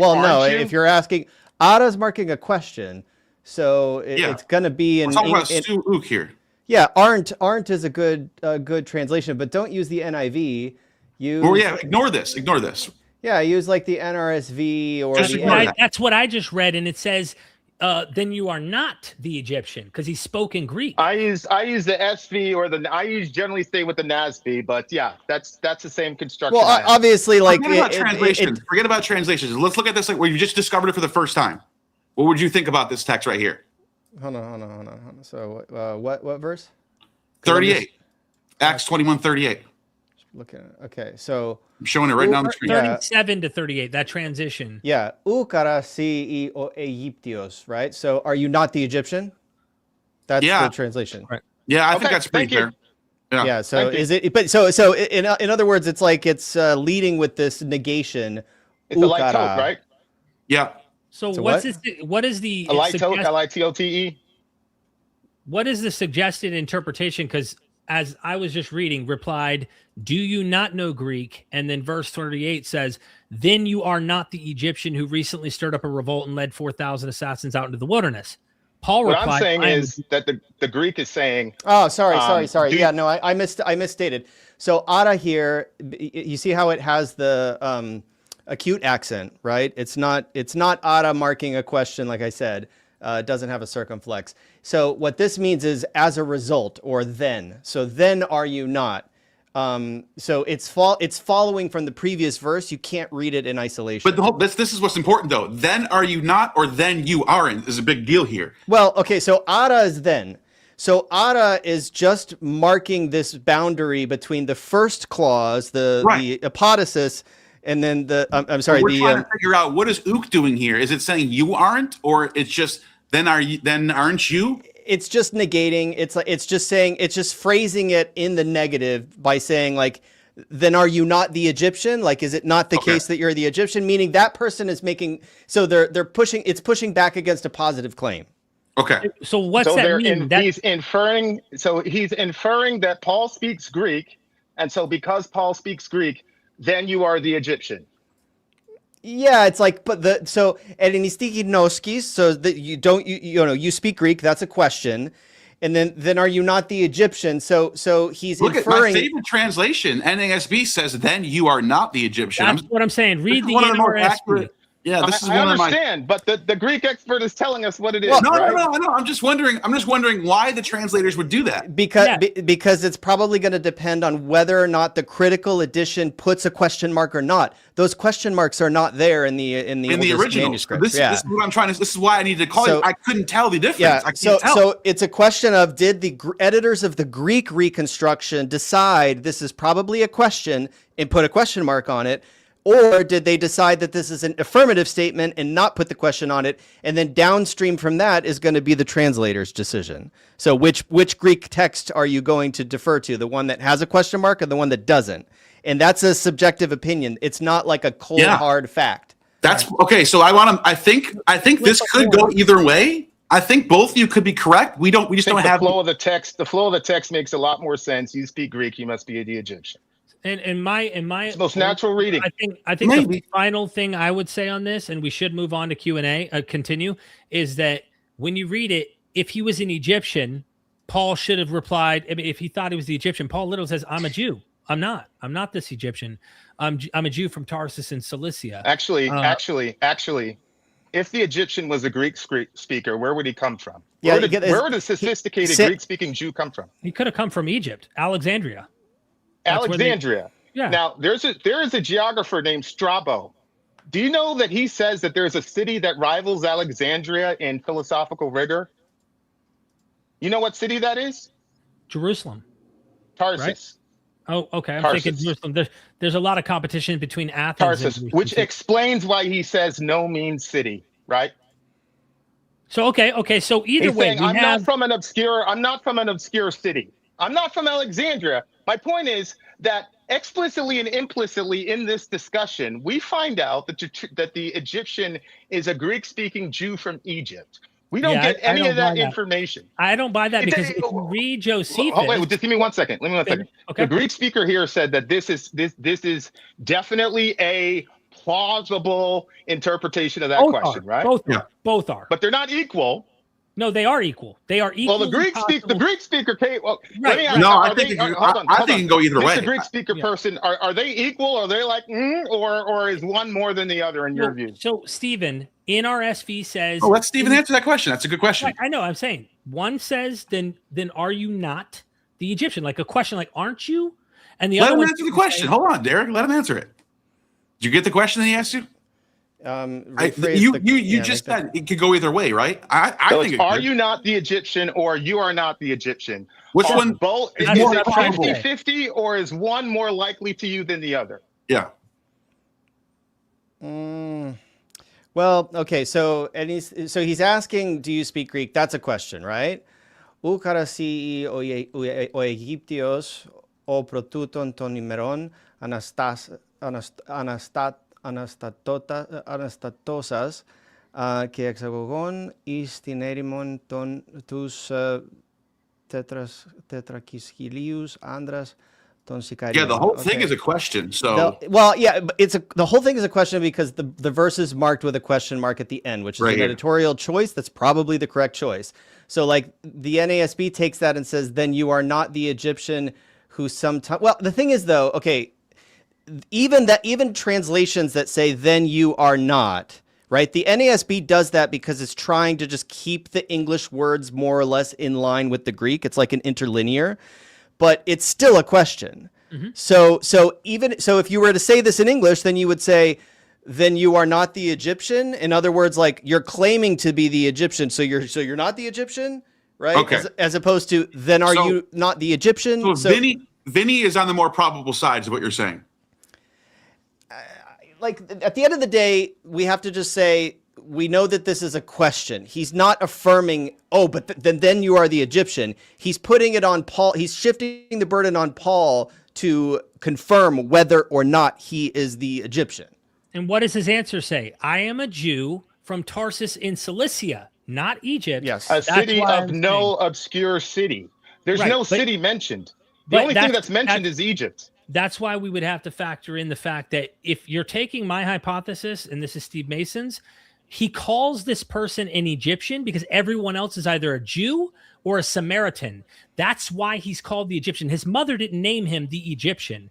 That name was given to him by the historians who are recognizing that you have another prophet type figure who is now different from Jews and Samaritans. That's why Josephus talks about the Samaritan who also went up to Gerizim talking like Moses and the tablets and the temple and all that. He gets killed. So I'm saying the Egyptian is a Josephine word used for a guy who was from Egypt. He was an Egyptian. He wasn't a Jew.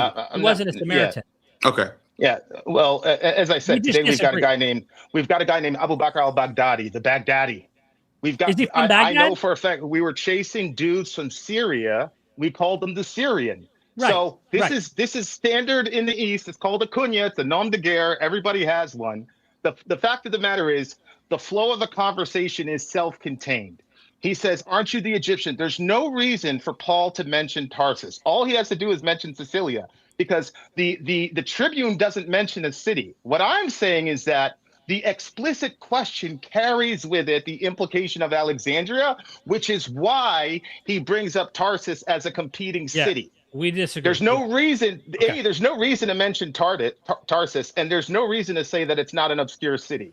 I would say there is. You're competing with Alexandria. Now, give me 1 second. So here's what we've got. Luke's got 30,000. He chops it down by 26,000. Just like Josephus chopped it down. He's going to. No, he didn't. Josephus went from 4,000 to 30. I agree. But I'm saying there's 4,000, right? He exaggerates. Let me just finish here. So he went from, because we said he's stealing from antiquities. So he went from 30,000 down to 4,000. He went from towards Jerusalem via the Mount of Olives, stays in the wilderness. He calls himself a prophet. Luke doesn't exploit it. There is nothing in this text other than the fact that the guy's called the Egyptian and the implication that the Egyptian speaks Greek and may be from Alexandria. That's also nowhere in the Josephine literature. So what I'm saying is, if this guy, I need 3 minutes since you've gone on so long. This guy, undivided attention, no cutting me off or nothing. This Tribune, well, you've cut me off a couple times. No, I know, but I can't. I figure it's like, so you're going to go on a long diatribe. I mean, you know what I mean? Like, go ahead, land that plane, man. Finish. Go ahead. Go ahead. Say what you have to say. It's like you've gone on and on and on about it. I get it, and I think we should move on in the Q&A because at the end of the day, we don't see this the same way. And I would argue in the Bible, you have rewrites. Well, I think we see it the same way. No, I don't. I think we disagree on this interpretation. Well, you don't believe that Josephus had the guy in the wilderness. You believe Josephus had him on the inner city. Yeah. You don't have him in the wilderness. No, because I think that there were prophets in the wilderness that were separate. And you don't have the numbers either, right? No, and So neither we're does the agreeing on the Bible. numbers. Even the biblical account, when it rewrites stories like David's numbering of the armies, he changes numbers. The later biblical authors don't even keep the numbers the same. We're talking about the does- Egyptians. Well, let Derek finish. Let Derek finish. I know, but this is an important point because in the Bible itself, the sacred literature of Christianity, the canon, the Bible doesn't even keep consistent numbers. Numbers are fluid all the time. That's not a defeater to the idea that someone borrowed from something. We know they rewrote David's stories and whitewashed his story to erase the murder. The later stories don't have him murdering and doing the things that he did in the earlier stories within the biblical account. And the numbers don't match. The numbers, you want me to pull up the sources to show you the contradiction? Just let me know when I can talk. Well, I got 90 seconds in there. I'm good. I'm just saying that the Bible does that. That's what I'm saying. All right, so back to the Egyptian. We both agree that the number is vastly different. He goes with the less dramatic number. We both agree that the directions are diametrically opposed to one another. And we both agree that he's called a prophet in Josephus, and he's just represented as a guerrilla warrior in Luke. So there are no parallels to this guy other than his name. I disagree. I do think I think when you read Josephus, he does have the desert. He does have Sakari. He does have the Egyptian. The problem is they're three different groups. They're not the same. What does Luke do? Conflates it into a single sentence, acting like it's all You have to under one assume that person. Luke is borrowing from Josephus in order to make that work. And I think there's a really good case to be made because Sakari goes. There's 19 examples of the Sakari in this long. The Tribune would have used that language, right? I would just. I think all the elements are conflated. Is that there. fair? Would the Tribune have used the term Sakari? I don't think he would. Sakari was a Latin loanword in Greek. And what was the language? What was the lingua franca of the? What was the bridge language between Aramaic and I understand that, but there's not a single source that uses that term apart from Josephus, and Luke only mentions it once. Well, we've already talked about all the hapax legomena in Luke. Because if you're dealing with terminal window 1, you're going to have those things because the other authors didn't focus on it. Hapax legomena is used 19 times in Josephus and once in Luke. It's not a hapax legomena if Luke uses it, right? No one else is using it. My a point hapax is legomena means that you're the only one that did it. I agree, but the point is that 19 times in Josephus it means it's the only time it happens in a corpus. It doesn't mean but it's a unique term used 19 times by Josephus. Luke gives one sentence blurb, and it's not even because necessary. it's the Tribune. Is it irrational to believe that a Tribune would have used that term? I doubt he would have used a term that is literally couched. I'm asking you if it's rational. Right, and I'm answering it. I doubt it's rational to think that this Tribune would be using Josephine language that's unique. Do you think Josephus invented the term Sakari? I think he is the only person. Show me any Roman sources that actually show the term Sakari. No, I'm asking if you believe Josephus originated the term? I would be. It's a yes or no question. I don't know if he originated the term. I want evidence of a source that uses that term other than Josephus. I have evidence to support. Yeah, Luke one time I understand, but that's the only time that's used. You guys want to see it in a TLG? I just pulled it up. Yeah, let's see what you got. What's the TLG? I mean, we're getting lost. So the TLG is the official database of all digitized Greek texts from the University of Irvine. I pulled it up here on the screen. So the very first, this is sorted by by date, earliest, right? Have this in a physical. So we have it in Luke, right? And then we have basically Josephus. There is no earlier attestation of this word in the Greek, in the surviving Greek literature. Josephus uses it like crazy, which is why. And then we get Luke. It doesn't mean anything in Greek, though. It doesn't mean anything in Greek or Hebrew. It's actually a Latin word. Derek does make a good point here. Sicca. It's a sicca. Yeah, it doesn't mean anything. A Tribune who's responsible for finding this guy and taking him out, you're saying it's completely irrational to believe that he would have used that term? I'm saying that his that's the question I'm asking. But I know if you want a yes, no, you gotta let him answer the question. You're not letting me talk. Yeah, let him answer the question. He's trying to answer. I really think we should get to Q&A because this is. We are. Go ahead. Let's go to Q&A. No, but this is good. This is a good. I understand. I'm saying what Steve Mason's saying. That's what I'm trying to say. I'm literally trying to repeat what an expert who's done this for decades, who's read all of Josephus. He's an expert in I Josephus. know, bro, but if I ask you a And- question, and- I'm just trying to get an answer, bro. Yeah, No, just- I know, answer I the know. question. Well, repeat the question again. Yes it or rational? no? Right? Is it rational to Mhm. believe that the Tribune, who's responsible to find this guy Mhm. and take him out, is it completely irrational to believe Not that he would completely. use that term? Not completely. All right. I just think that I think it's evident when you read Josephus. If you gave me the couched historical context Josephus gives, which is a mountain of information with people's names, there's so much historical baggage there. And then you compare it to a one sentence line in Luke. I just don't find that as convincing, that a one sentence line is as convincing as a larger body of literature from Josephus. Well, yeah, one And- sentence line about 4,000 people versus 30,000 people, and you Yep. believe that Luke's number is more accurate, right? I believe Luke's number's more accurate. You don't believe that 30,000 people showed up at the I don't gate think of Jerusalem? I don't think that any number can be plausibly explained when Wars doesn't give us an exact number, it just says a large crowd. Just so you guys know, there's 400 Sakari- killed. just so you guys know, Okay, the word Sakari in Latin is well attested. There's a law that was Yep. passed by Sulla in 81 BC called the Lex Cornelia de Sicarius. And it's a law that was basically going around and targeting people who carry weapons, daggers. So this is a term that existed in Latin being used by Josephus for a Roman audience. It makes sense there. That's what Steve's That's trying the to say. argument. Yeah. For a Roman audience, I agree. The Tribune is an officer of the Roman military Right. deployed specifically to take care of that region. Mhm. He gets an intel report just like you get an intel report about Baghdadi, right? Mhm. Like No, yeah, that's fair. Okay. Yeah. he All right, was we got- born we in got- Iraq, all right. so he's called Baghdadi. Go ahead. Let's go to the next question, right? We good on that? Yeah, I'm good. All right.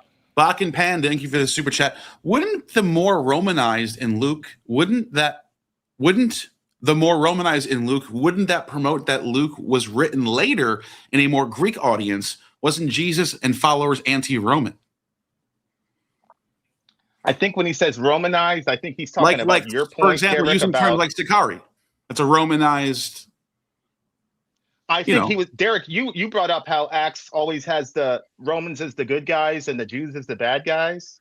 Typically, So yeah, when he you don't says have any, anti-Roman here, I think that's what he's talking about. Luke. Wouldn't that promote that Luke was written later in a more Greek audience? Wasn't Joseph? Well, according to Richard Purvo, who wrote the Hermeneia commentary on Acts, he's thinking he's writing in Ephesus because Ephesus gets a huge window of time in the narrative, which would put it, of course, closer to Rome. But wouldn't the more Romanized in Luke? I'm having a hard time. Can you rephrase that question? Yeah, that's The more Romanized is tripping me up. I think what he's saying is what you were talking about, how Acts has a generally pro. I think, if I may, Greek. Vinny, Jesus and followers anti-Roman. So there's this idea that not all these gospels are portraying Rome in a positive light. And I wonder, I'm having a hard time with this one. I'm not going to lie. No, but I think, remember how you were saying that Acts has the I think I Jesus understand the bad what they're guys saying and the here. Romans is the good guys?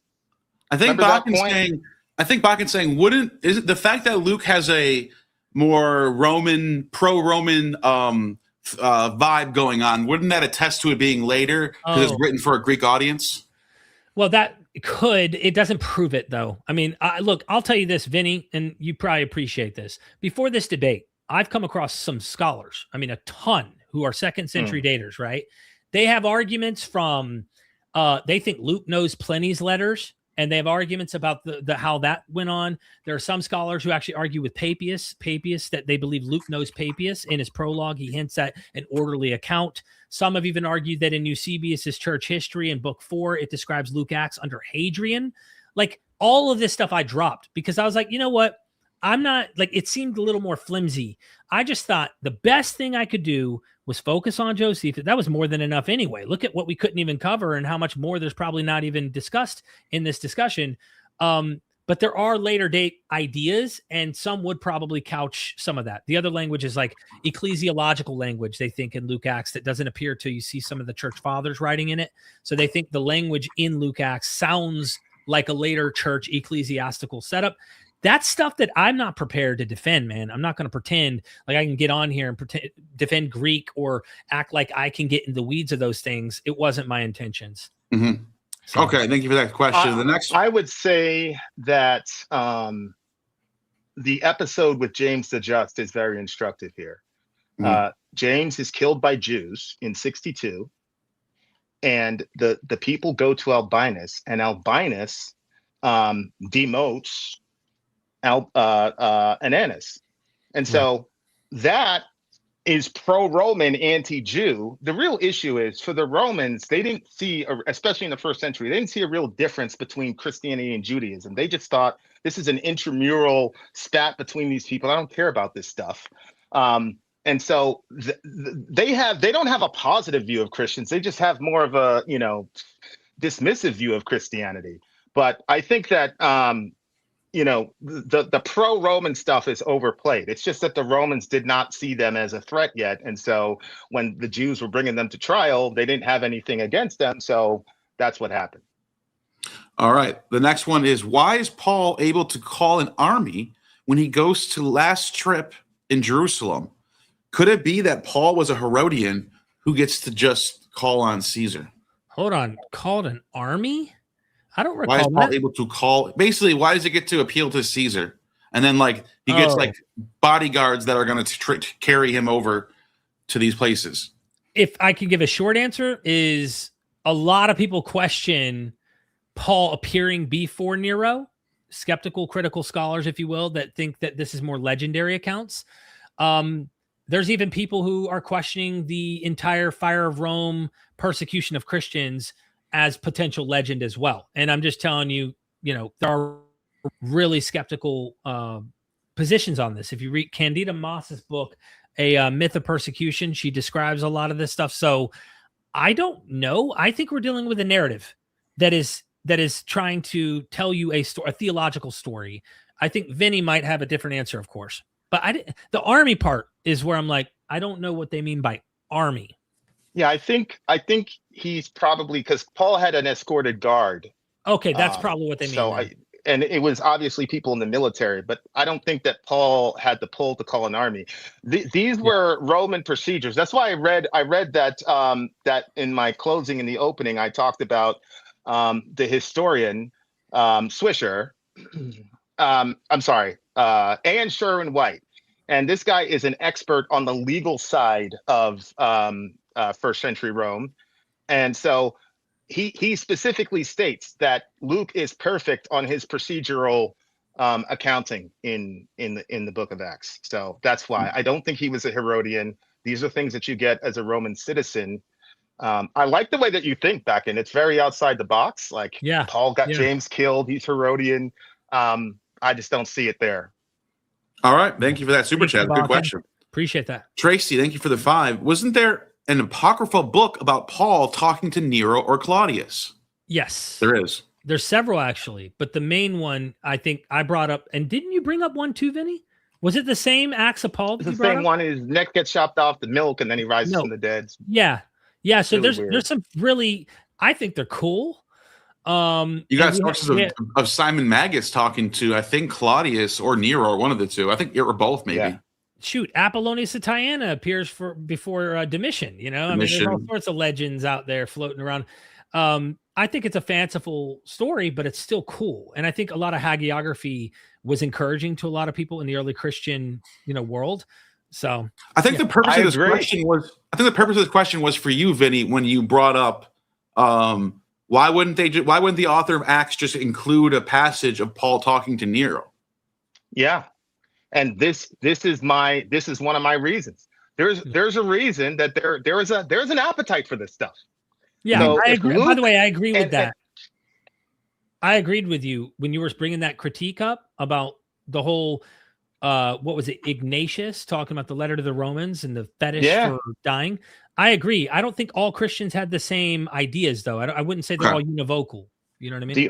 The overwhelming idea in the 2nd century was that martyrdom equaled victory. Okay? I agree. So the reason that you have apocryphal books like that is because Acts was monumentally disappointing to the early church. And so you needed stuff like that to fill in the blanks. I'm sorry, but what we have to say about Luke is that he is the most restrained author with a theological agenda ever.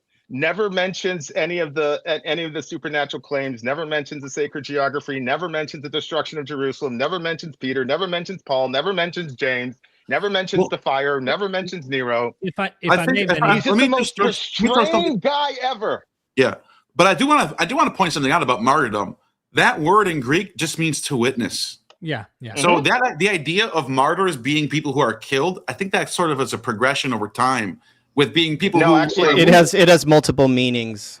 It depends By on the the second context. century, though, by the second century, martyr meant you were dead, and confessor meant that you gave witness, because that's where matreo comes from, right? But you were a confessor if you were persecuted, but not to death. So confessors were persecuted people, and martyrs were those who got killed by the second century. If I may, though, just you made a comment I don't know, about. that might be a little early for me. I think that terminology is a little later than that. So let me Go for it. just address a few things. You said you brought up that he isn't like exaggerating on the miraculous stuff, and I know you were saying that with Josephus he does a lot of self-attribution.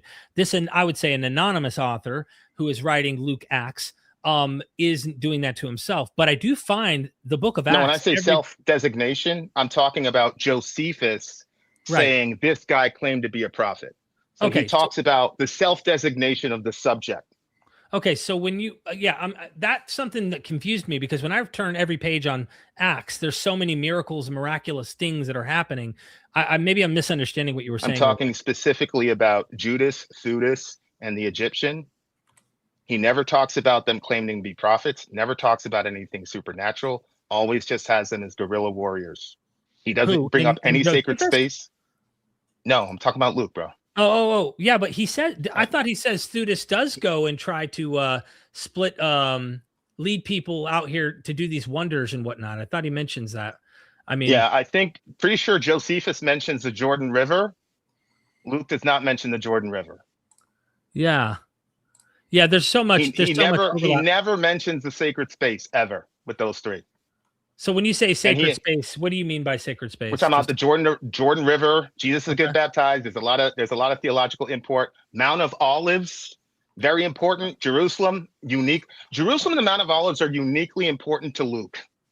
Okay. And he doesn't mention it with the Egyptian. That's a problem. Yeah, I just think that he's selective, or he's half-ass reading Josephus. That's my thought. Yeah, but a guy who half-ass reads is not going to get Asiarch, Politarch, and all the other details he got down perfectly. You're not talking about. You can't have it both ways. Josephus. No, that's different people. You're not talking about stuff from Josephus when you mention that, right? I'm talking about his behavior as an author. He gets very picayune details down to 12 months, bro. So if he's an author like that, your speculation that he just messed up on Josephus does not match his methodology. So, but wouldn't you be speculating that he actually got that material somehow himself? You don't know that, right? I wasn't speculating. But you're making speculation. What I'm saying is that the evidence. What I'm saying is that we've got two premises, right? One premise is that he borrowed from Josephus. The other is not. And what I'm saying is, with the motivations that you say that Luke has, it is inexplicable that he would not mention the sacred space and the theological self-designation of the people that he's talking about. How do we know that? That's what I'm saying. I'm saying, how do we know that he needed to narrate every single one of these things in order to pass? He doesn't. He doesn't. What we're talking about is his behavior as an author. So if he mentions Jerusalem significantly more than anybody else combined, if he mentions the Mount of Olives, and you say he has a theological / apologetic, I'm sorry, but you got a guy who is a false Christ on the Mount of Olives from a hostile source. Right. No, the Egyptian is not put to death in Josephus. No, he escapes. I know. Right. So the Egyptian is a false prophet on the Mount of Olives going into Jerusalem, and he doesn't exploit it. That might be why he mentions that. He didn't mention it. No, I'm saying that might be why. But what I'm saying is that might be why he mentioned him at all. He didn't narrate. Oh, and by the way, he was on that mountain, and he may not have even. He did. He gave us the location, though. The location was the wilderness. Right, but I'm saying he may not have found it necessary to give all that additional information when we find all three of those in three different paragraphs. Bro, Josephus. That's again, what I think we get Again, both your points. I think we got. we're you're not just gonna talking about what's back and forth. necessary. We're talking about his pattern as an author. I agree. I We're get what you're seeing saying. the I get what you're pattern saying. differently. We're seeing this pattern. Yeah, it's not. You guys are. There's no way Well, both of you are but gonna. here's the thing: we're not seeing it differently. You agree that Luke mentions Jerusalem twice as much as everybody else. You Right. agree. You're not contesting that Jerusalem is mentioned in Acts and that the Mount of Olives is very, very important to Luke. Uh-huh. So we're not disagreeing on that. Right. What I'm saying is that evidence leads me to believe that he's operating from a different document than Josephus in the Where is same that way that document? in the same place that Q is, right? You believe that Q is around, don't you? People have constructed action. Yes. Here's the thing. That's a plausible hypothesis, right? Have we found Q? Between far, real quick, let me give a little bit of couched context to this point, because there are Fair. real scholarship. Define Q for people, by the way. So yeah. So there's a source that Matthew and Luke seemingly draw material from that they don't get from Mark. That is where they're getting their information. It's kind of a pre-gospel, a sayings kind of gospel, typically depends on which scholar reconstructs it. But this is a real academic philological endeavor. And no, we don't have Q. The scholars they deduct that there's something there because of the common material that they share that Mark doesn't have. However, never has in the history of this topic, which I think this is a great debate, has anyone tried to reconstruct that common source or to find where that common source is. That's a problem. For me, I'm going to go with known sources before I come up with hypothetical non-known sources. That's the only difference between us. This is entirely hypothetical.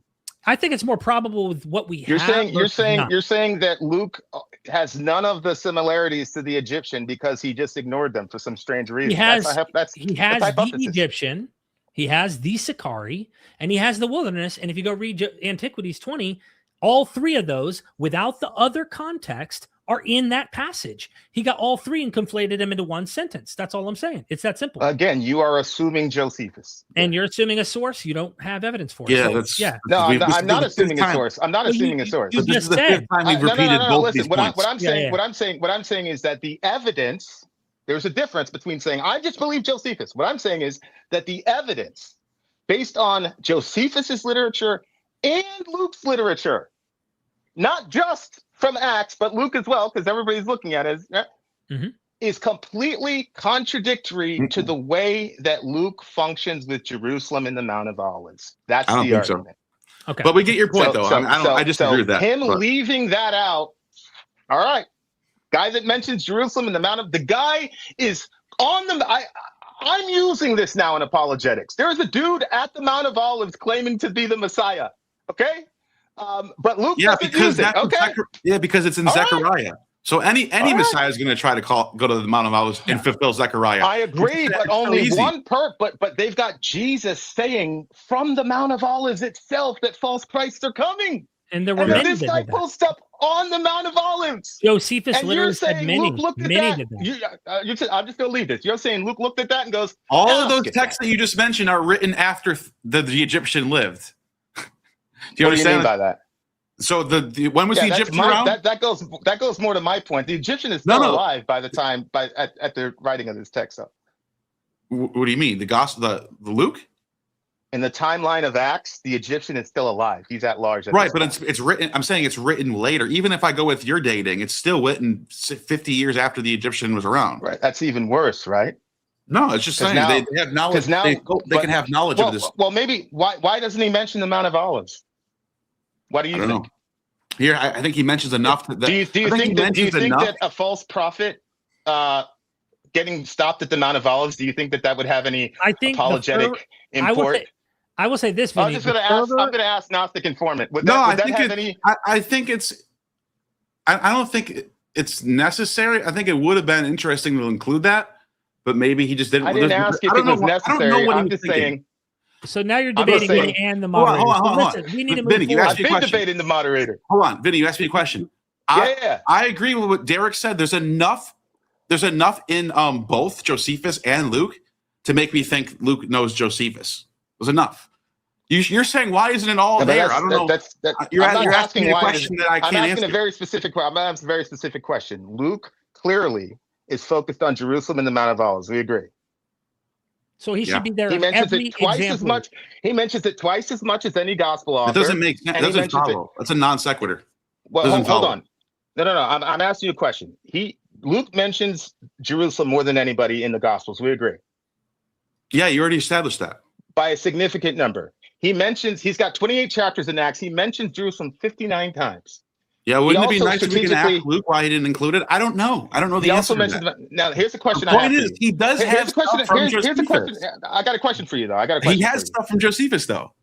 Wait a second. But it's not he my has debate. things. No, it's okay. It's okay. He has things from Josephus. When I did the terminal window 2, did you get the same 3 people? Hitler, No, Churchill, and Stalin? actually, no. I mentioned. I thought of FDR. I actually failed your. You actually failed your thing. FDR is not in terminal window 2, bro. Terminal window 2 is Europe. Oh, then I wasn't. I just thought you were talking about World War II in general. Sorry. It says right there, terminal window Europe, World War II. Yeah, I didn't understand. Okay, so then you didn't get the point. So I see why you're saying what you're saying. Let's go to the next one. Yeah. Let's go. Next super chat. Yeah. Okay. Let's try to get through the Q&A. All right. No, I'm having fun though. Yeah. Derek, how do you know Luke is wrong and or backwards? How are you determining what is correct? Yeah. So again, this is going to be a subjective observation based on the material that I'm comparing. And I would also then go, here's some of the problems. If I were to address this, I would say, well, let's just get Paul's letters. This is the man, not the companion, supposedly, the we passages we didn't even get into, which I was prepared for, but that's a whole different discussion. The companion doesn't even agree with the letters. In many areas, there's contradictions between both. So I'm thinking to myself, okay, if Paul doesn't agree with Paul based on a companion of Paul, maybe he made mistakes. Maybe his memory wasn't perfect based on Paul's own letters. And then I'm looking at Josephus, who, by the way, is the standard historian for this region. That doesn't mean he's right either, but he is an authority who has 20 volumes that is writing on a historical basis of what's happening in Judea, going back through the history. And he's tracking each ruler very carefully, especially under Herod. He's very meticulous about other characters that didn't get brought up, all sorts of stuff. And I'm looking at that and I'm comparing both. And I see the language is used frequently all throughout his work, and reading it in sequential order. I'm going, this guy is literally giving you so much insight. And then I'm looking at Luke, one sentence. My reliability of thinking Luke has all this information insight that is historical, I'm going to go with the guy who has it couched under all of this Derek, not information. To cut you off, I think she's saying, you're saying Josephus is right and Luke is wrong. Oh, Theudas. This is a Theudas thing. Yeah, how are you determining which one is right and which one is wrong? Well, I would argue, and I am relying more on, I think that a more trustworthy account is Josephus, and I think my opponent is saying Luke's more trustworthy at the end of the day, period. And what I would say is this: Josephus, one of the most careful times he documents people that are doing uprisings, Judas, there's other people, Zadok, other people that are in Josephus's writings. He never mentions a Theudas at all in any of that material, but he does mention a Theudas under Cuspius Fatus in 44 CE. This is the other odd thing too that becomes a problem. If you see that, as Steve Mason and other experts like Mark Goodacre, the various other people, M. David Litwell, all sorts of scholars have identified and been convinced by this. Richard Purvo, who wrote the Hermeneia commentary, all of them, they're looking at that and they're going, hold up, Theudas? How does Gamaliel know about a Theudas that came before a Judas when this same guy named Theudas is doing a similar thing that Josephus is describing? And he's documenting, Gamaliel is supposedly speaking about a man where Josephus documents him living in the 40s. He dies in 44 CE under Cuspius Fatus. That's half a decade to a decade after Gamaliel's speech. So how does Gamaliel know about Theudas? This is a problem that historians, scholars, and such have been identifying and saying, hey, the most apologists will say, guess what? And not my opponent today, but Vinnie wouldn't say this. He has a different approach, but they usually pull a 2 Theudas card. Oh, it's just another one. And it's like, okay, they're just trying to get out of the pickle that there's a historical problem with what's going on there. And I hope I've answered the question for Tracy. Yeah, I think you did. It was a good question. And do you want to explain why you think Luke is right and Josephus is wrong, maybe? Or no? Well, I don't think that Josephus is completely wrong. I do think there was an Egyptian. I don't think that he went to the Mount of Olives with 30,000 people. Well, this is Theudas. The Theudas. This is determining. That is very. I try not to interrupt y'all. So but the question was about Theudas, though. I'm trying to develop that. He doesn't say Theudas here. All he says is, how do you know that Luke is wrong and backwards? How are you determining what's I'm just correct? saying, I Theudas is remember when the included question there. came up. I remember when the All question right. came up. That's what I'm saying. Okay. I'm just trying to help Okay. you out. Just let me know when I can talk. Go ahead. Okay. So, really what this has to do is I believe uncritically that Josephus is a more credentialed scholar, because look, I mean, we saw in the debate, the Roman government said that he was the authority. So I just think that this is a presupposition that folks have, and I think it's a very weak one, and I think that got exposed. I think that it's clear that people that know about Josephus knows that he has chronology issues. He's got look, if you're writing a 20-volume work, okay, you're gonna have flaws somewhere. I don't think that Josephus is crazy. I think Josephus is a dude trying to survive, and I don't think that he made people up.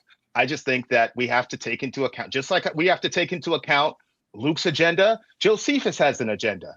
And so that's how I look at it. So if you're talking to me about like big picture, how do you find the big picture about what's going on in the Roman world? I still go to Josephus.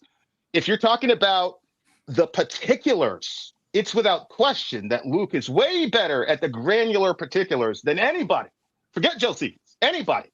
So that's my paradigm. I don't take. I look at both. I do look at Luke as inspired, but I don't really take that when I'm looking at Luke. I'm looking at Luke as a historical document about what's going on, knowing full well the man has an obvious agenda. Mhm. And I think Christians need to be honest about that agenda, because once you get it, then you'll realize that the ending makes absolutely zero sense. Okay. Thank you for that. Stephanie Byer, thank you for the 5. Why does Paul give power to Titus to name elders in every city? Does anyone named Titus fulfill prophecy? Interesting. I don't recall in Acts this idea. And maybe I'm missing something. Do you know what specifically, Vinny? No, this is in the book of Titus in the disputed pastorals. He tells Titus to appoint elders in every city, as I taught you, something like that. So he's saying, where is Titus getting the authority to appoint elders? There's no prophecy about him. Where is he getting this power from? I think is what he's saying. Okay. Who gave him this? Gotcha. Okay. Yeah, I mean, imagine Paul. I mean, he was considering himself an apostle. I mean, this guy was, on the ground, running around with the gospel. I would imagine Paul would be the one who is at least giving him some authority to be able to do these things. But I don't know about the Titus fulfill prophecy part, so I'm ignorant of that. Yeah, I think there is an assumption that if somebody's appointing an elder, that must mean that he's like a supernatural figure. The reality is, the facts on the ground are, if you're doing guerrilla warfare, if any sort of decentralized group where you don't have like a Rome or centralized leadership, you have to appoint leaders all over the place. Al-Qaeda did this very well, unfortunately. Like, they had a guy, but if you could read a Quran and run around in the wilderness a little bit with an AK-47, now you're on the team. And so the church was decentralized until basically the 4th century. That's how we kept going.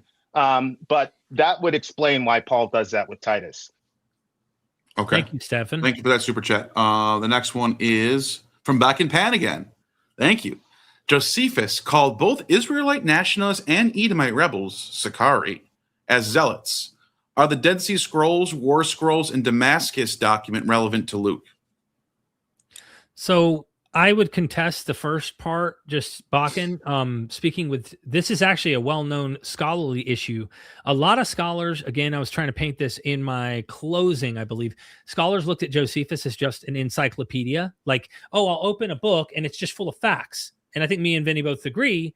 No, he has an agenda. He's writing a history from a story standpoint. It's not raw data that's facts. Okay. Mm-hmm. There's some facts in there, no doubt, but like, the dude has a bias in what he's writing. And the Sakari are specifically knife-wielding assassins that are inner-city knife-wielding assassins. Steve Mason documents this at large to point out they actually don't show up till the 50s. once you have this like a political coup where Jonathan the high priest is being assassinated, that these particular inner city assassins were so bad and it was happening so prevalent that friends would not want to get close to friends in public spaces for fear that their friends were like trying to take them out. So I don't think, all I'm saying is I wouldn't connect necessarily Edomite rebels. I don't know. I mean, that's the zealots is another thing because you get zealots attached to Judas, the Galilean, which is a different. Because I don't know if the Sicarii are ever referenced as Edomites. I don't know if that's ever. That's what I'm saying. It seems like there's a connecting of things that are going on. But I think that. Okay, so John of Gischala is trapped in the temple until around 62. When, interestingly, Josephus says an earthquake happened, John escapes, kills Ananus, and then things get really, really bad. What John does is there's a detachment of Idumeans, and Idumeans would be translated to Edomite, okay? It's like Herod, the Idumean. And there was an Idumean contingent that joined up with John of Gischala to overthrow the Romans. So when John escaped from the temple, he then lets in the Idumeans, and they come together. So it might be talking about Masada too, because that wasn't Edom. So maybe Masada was an no. You're right. But, yeah. Specifically, when John of Gischala takes over the temple court in Jerusalem, he lets in the Idumeans as an auxiliary force. Because remember, when the Romans were outside, they had armies. So you had Gauls, you had everybody. It wasn't just the Italians there. Right. And so John of Gischala lets in these Idumeans because he knows he needs an auxiliary force. Well, the Idumeans are technically Edomites. They're mortal enemies of the Jews. And so that's why you couldn't walk too close to people because of the phenomenology of they both look the same, but the guy's an Edomite and they still have unfinished business, whatever. Really interesting. But yeah, that's Josephus. I thought that Josephus was right there. That makes a lot of sense. Okay. The War Scrolls in Damascus, a lot of that stuff is like really apocalyptic. I would say that Revelation definitely, you want to talk about lifting stuff and whatever. And it makes sense because John was a disciple of John the Baptist, who was an Essene, I assume. I don't know your opinion on that, but I think the Essenes were in Qumran. They had all this War Scroll stuff, and then once you know it, Revelation has all of these allusions to the War Scroll, the battle between gods and men, or whatever. So that's my opinion on it. I just want to echo and say, yeah, I agree. I think John's apocalypticism is, at least if there's no direct genealogy, there's something going on. And so I think we're in agreement here, and we're both parallel maniacs. I'm just kidding. All right, let's get the next one. That was pretty direct. John was, especially considering he was.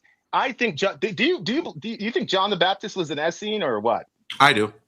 There's a lot or adjacent to. I think the term Essene can mean a lot of different things. Because especially how Josephus even says the Essenes are everywhere. They're in all these different cities. They're outside of the cities. He says so. There's not just one group called the Essenes. There's a lot of different Essenes. That's actually. Yeah. Hey, do me a favor. Can you say that again? What I just said. Last part again. Yeah. Josephus describes the Essenes as being in all these different cities and being all over the place. So I think when you talk about Essenes, it doesn't mean just one thing. You can have adjacent. You can have groups of Jews that are adjacent to Essenes. But had disagreements with those Essenes. There might be Qumran are probably Essenes too.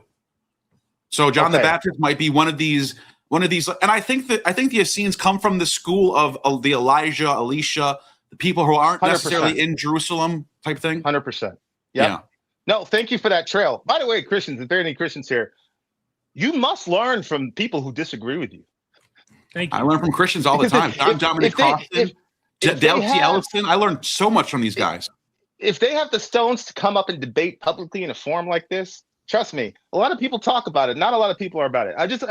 It's respect. And the reason I'm saying this is because this is going to set me on a trail. What you just said about the Essenes is going to set me on a trail. And I had to put that in my notebook to follow it up. That's why I asked you to repeat yourself. So thank you for doing it. I'm just saying, Christians, in Jewish war, what Josephus says about the Essenes will take you down a whole rabbit hole. I would read that. Anyways, but are we good on this one? Yes. No, thank you for the reference too. Yeah, it's just very important that this is fun, guys. Like you Yeah. be secure in your faith. I'm 100,000. I'm more secure now than I was an hour ago.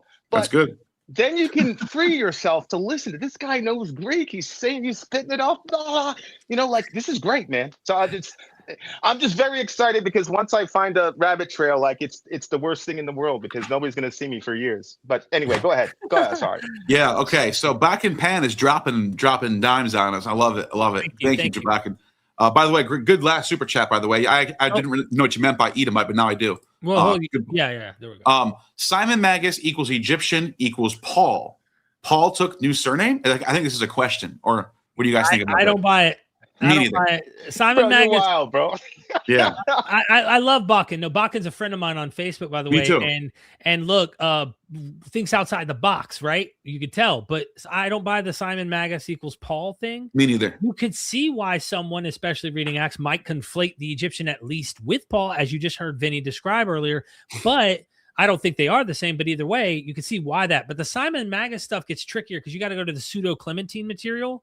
And there are scholars, it's very not a common idea, where they conflate Paul and Simon Magus in some ways, but I don't think they're the same. And if you want further material, there's a book that was just recently written by M. David Litwa. I didn't bring this argument because it was too much, Vinny. He argues that the Simon problem, there was this guy, Simon, the Christians call Magus. It's more of a pejorative. It's not a nice word. Or Simon the Samaritan is another way they call him too. Yeah, that war theologically happened in the 2nd century. He's attempting to try and date the book of Luke Acts. Bro, because the closer you get to the 1st century, the more accepting of the Simon is by church members. Right. Simon had his own sect, his own school called the Simonians, who were a legitimate sect of Christianity in the beginning, and then towards the beginning of the 2nd century is when people What do you start mean to by go, legitimate sect of Christianity? Well, he was a baptized They were Christian. in Rome. They had their school. They were among the Christians. They just had a lot of different diverse. So were theological the Judaizing heretics. They were among Christians. Yes, they had that's my schools. They point. were in the churches. That's my They point. weren't It's not legitimate Christians. It's not till the Justin Martyr 150. Wait, do you think the Judaizers are legitimate Christians? In the beginning, they probably were, but they probably were hated on. But I the think people that defined the religion, right, said that they weren't, right? Well, the people. No, because that's you're saying that the proto and orthodoxy is one straight line all the way from the beginning to the end. You're just It is assuming that. relative to the Judaizing heresy. Well, you and I will have a debate on this. I'll debate you it's next on this univocal. topic right here. On the Judaizing heresy? No, on is there a proto orthodoxy that we can fully point to, and are these Is there a basic Christian charisma? Or the question of are these heretics seen as heretics while they were alive? I would say no. You don't think So the Clement of Judaizing Rome, heretics I were think in viewed as Clement of heretics? Rome's time, Clement of Rome in the 90s didn't see the Simonians as heretics. I'm not talking about Clement. I'm talking about the That's folks what that I'm are saying. guys- I'm talking about early on.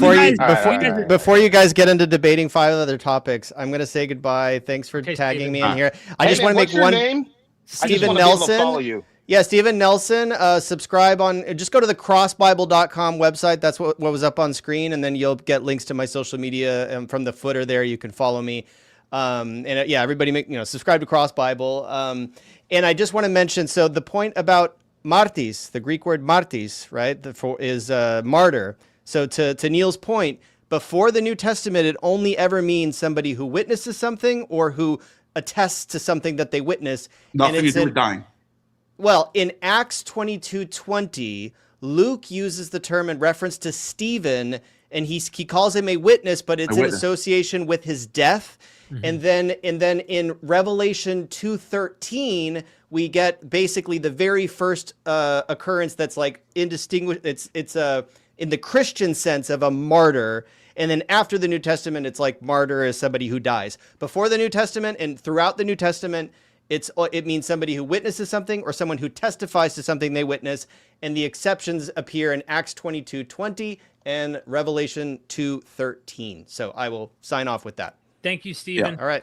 All right, Thank you, bro. guys. Real quick, Bye. before we get too much into this, I just want to say, wait, what was my point that I was going to make? Shit. All right, Stephen. I lost my train of thought now. What was I just saying?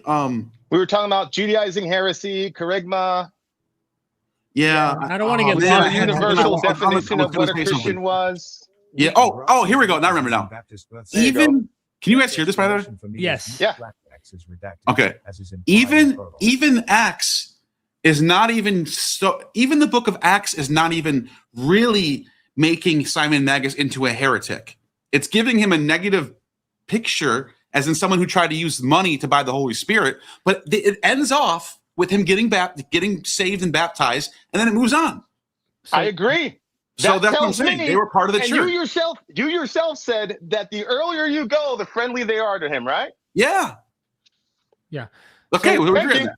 All right. So that means that Acts where's was the early. disagreement then? Because by this, Hold on, no, where's but the Acts disagreement was then? early. So then by the 2nd century, we were mad at Magus, right?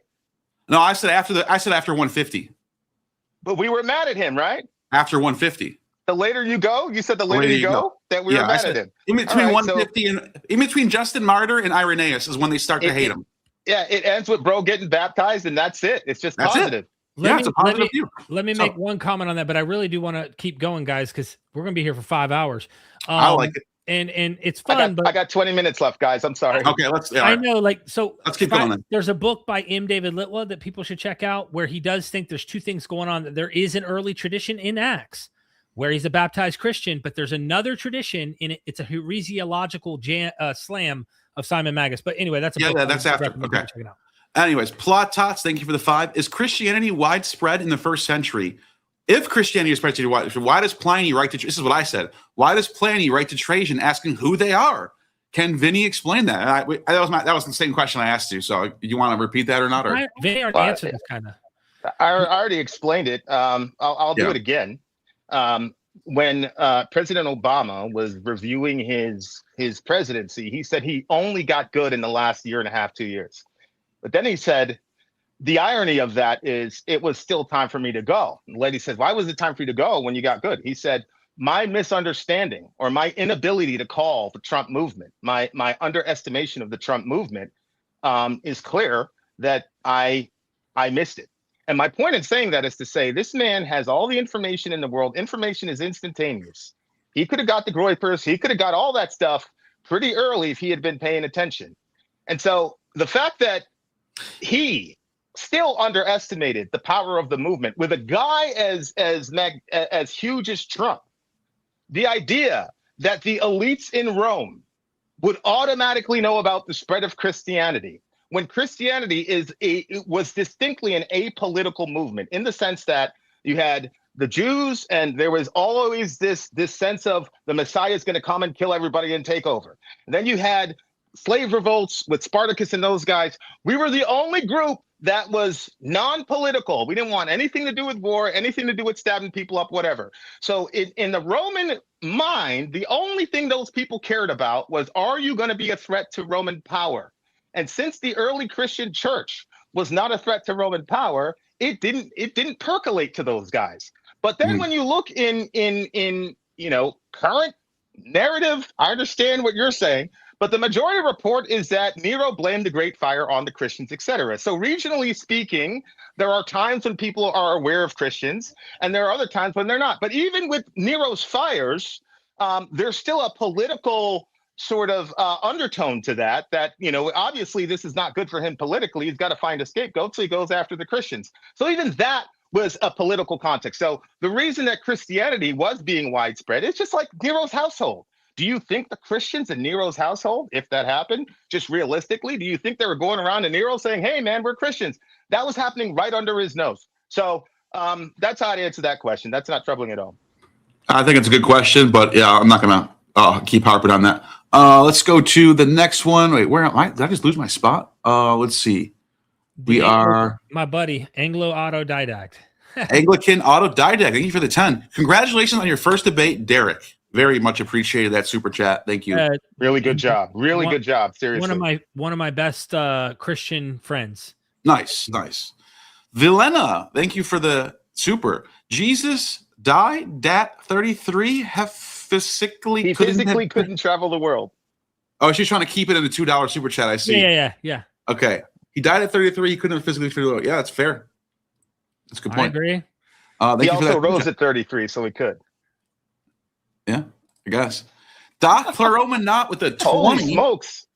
If Luke is pre-70, why does Acts show a unified, ordered church when Paul's own letters show a chaos and conflict? Why is Galatians 2 clash with Peter smooth into harmony? That's post-conflict systemization, not live history. That's my question, right? Yeah. Okay. Oh, yeah. This is one of those things where I go, okay, this person didn't read. No disrespect to you, this person didn't read Acts. Okay, so Peter baptizes Cornelius the Gentile. Jewish Christians come up to him and rebuke him. They get mad at him. There's the unity. Then Paul and Barnabas get into a sharp debate with their Jewish friends over these Gentiles. This then creates the council. Where there's all this arguing going on. Paul never gets quoted in the Jerusalem Council. Never. They just quote Peter and James. Okay. So nothing but conflict. And then here's the crazy part, guys. The diaconate. By the 2nd century, the diaconate was a prestigious position in the church. You even see it in the pastorals. If you're going to be a deacon, you got to be this, that. You don't see that in the book of Acts, actually. You see the diaconate in the proto stage, and then it gets hardened during the pastorals. But the diaconate is very interesting because here we go. We've got smoothed over harmony, post-conflict systemization. The diaconate came up because the Hellenized Jewish women were not getting the same support as the native-born Jewish women. This is a 1st century conflict. Hellenized Jews are Jews that have basically, Alexander the Great, the Antiochus, they have been Gentilized, basically. Meanwhile, the real Jews who stayed true to it and remained in Judaism believed that they were better than these Hellenized Jews. That's a very regional and very time-specific problem. That's how the diaconate gets introduced, a racial class system clash. And it doesn't get resolved because the diaconate is introduced. There is no, and after this, the Hellenized Jews hugged the Hebraic Jews. There's none of that. I think that's a good point. The most prestigious, one of the most prestigious offices in the church, we're told came about because of a dispute about racism and classism. And then when the apostles say, do you know what the apostles say? The apostles say, man, we ain't got time to freaking wait tables, man. Like, what is this? Get somebody who knows what to do and deal with this problem. Nobody looks good in that passage. And that, we are told, is the origin story of the diaconate. That does not give us a smoothed over whatever. Finally, the 2 best friends you know who the 2 best friends were. You know who the original bros were. Paul and Barnabas were the original bros. And what happens? What happens is Paul and Barnabas get into a sharp dispute over what? John Mark, who punked out. So now we got Paul being unmerciful to John Mark. He doesn't want to take him. They have a dispute. They break up and they never reconcile. Paul later, you know why I'm doing this. Paul later says, hey, John Mark's a good guy. Bring him. He's useful. But he says nothing ever again about Barnabas. So this idea that the book of Acts is presenting this unified, harmonious church is simply untrue. That is not true. Furthermore, and I'm going to let somebody bring this up, there is no conflict between Peter's portrayal in Acts and Peter's portrayal in Galatians. As a matter of fact, Paul accuses Peter of hypocrisy. Hypocrisy means you believe one way and you're acting a different way.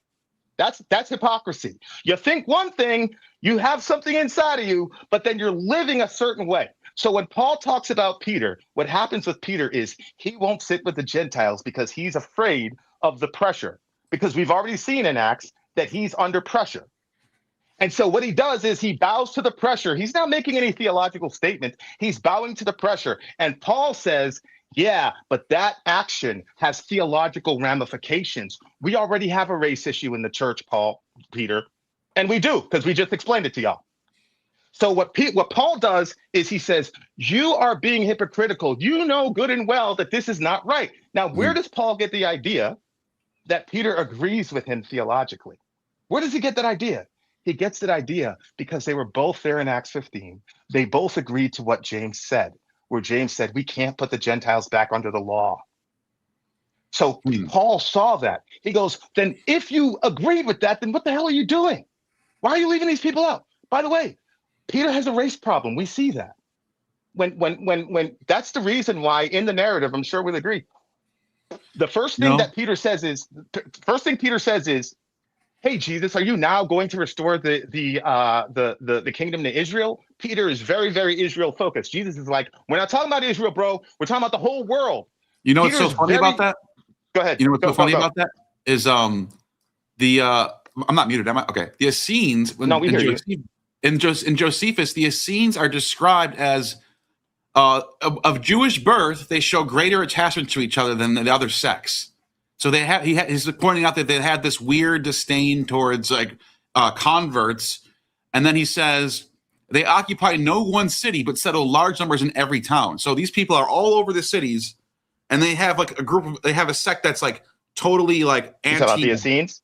Yes. So it's weird that the way the Christians are described is almost similar to what the Essenes were like, having like a Jewish sect. The Jewish birth ones think they're better than the ones who aren't.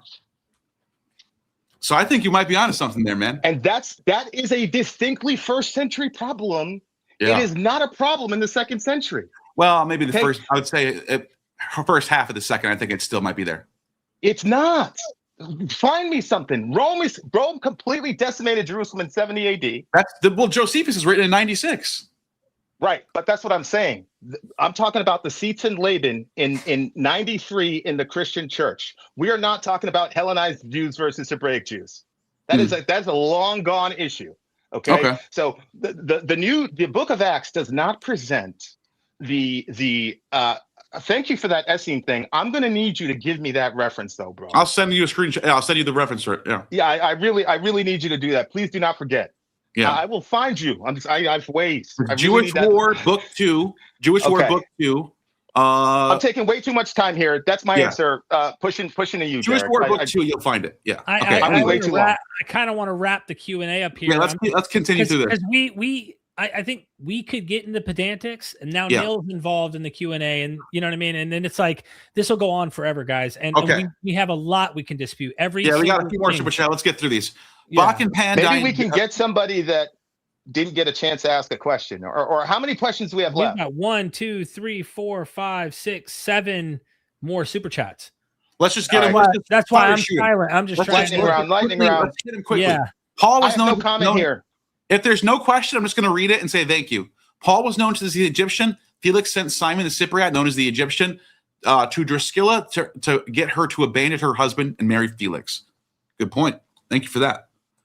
JP with the 5. Early or late, Acts 10:43 promises all the prophets testify that whoever believes in Jesus receives forgiveness of sins.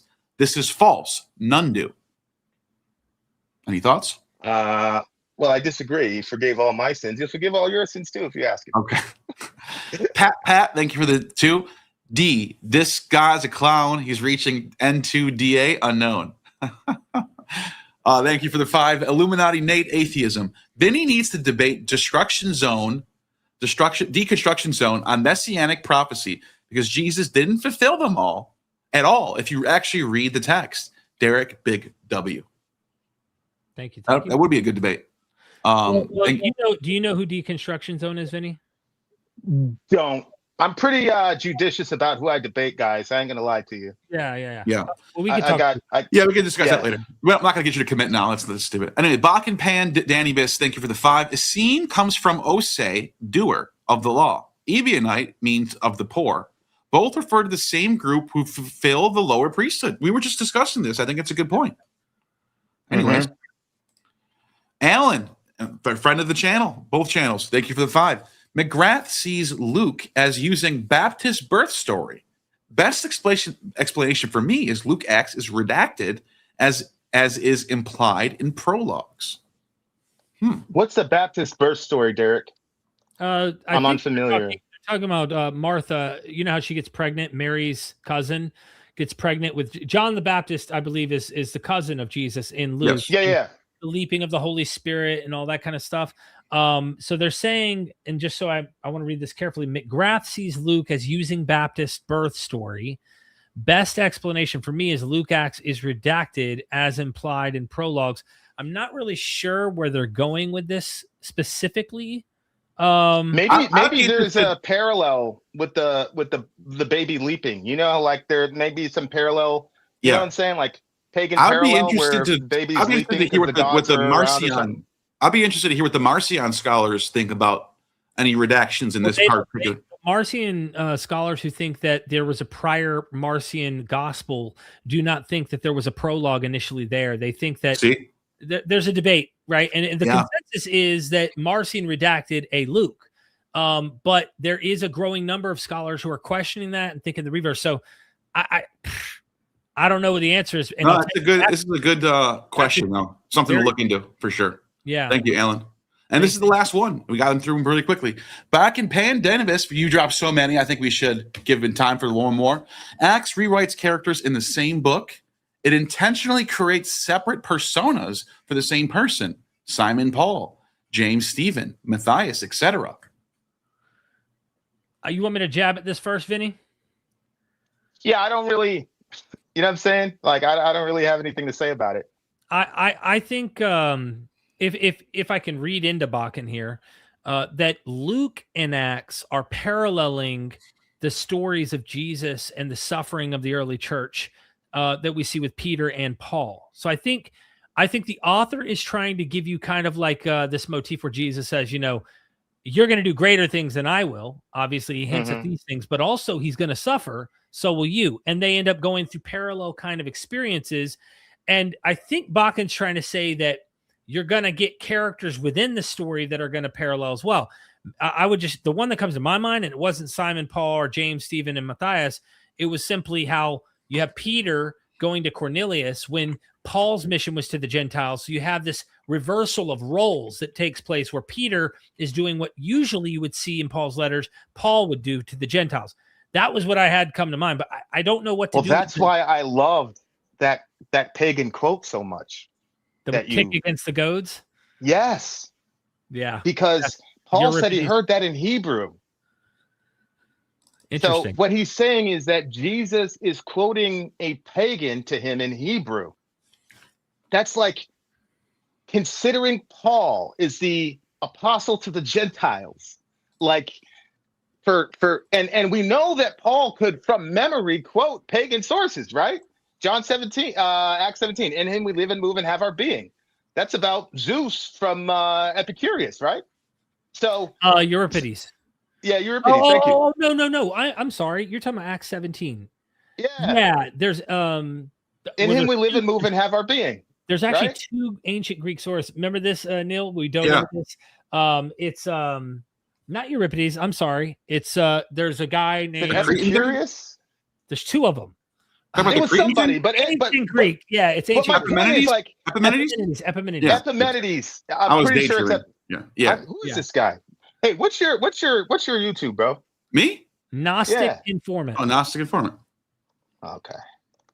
They're going to find a lot of. You're going to want to debate me on a lot of things. You watch my channel. You got to follow. You got to follow this guy, man. Okay, so. But no, I love that. I love that. Jesus is talking to this guy in Hebrew with quoting a pagan. That's so beautiful because Paul is Jewish, but Jesus is going to send him to the Gentiles, bro. It's perfect. I love it. Epimenides in turn is actually citing a Homeric version, a version of Homer that talks about Medea saying the Cretans are always liars. That's where the phrase actually comes from. Yep. So, yeah. And that's Titus. He says this thing is true. Exactly. Lazy. Okay. Here's one thing I will say though, because I agree that there is a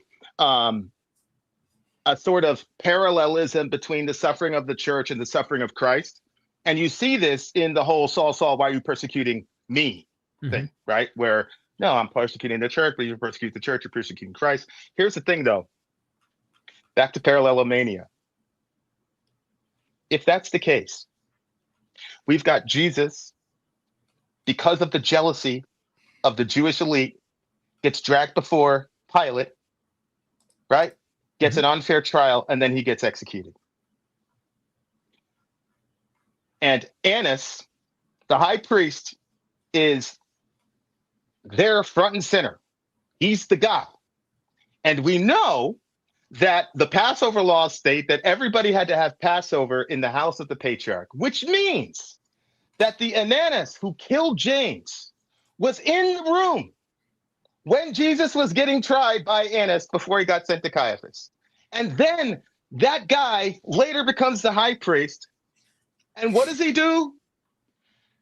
Pilate leaves. He kills James the Just, the brother of Jesus. So the son of Annas kills the brother of Jesus.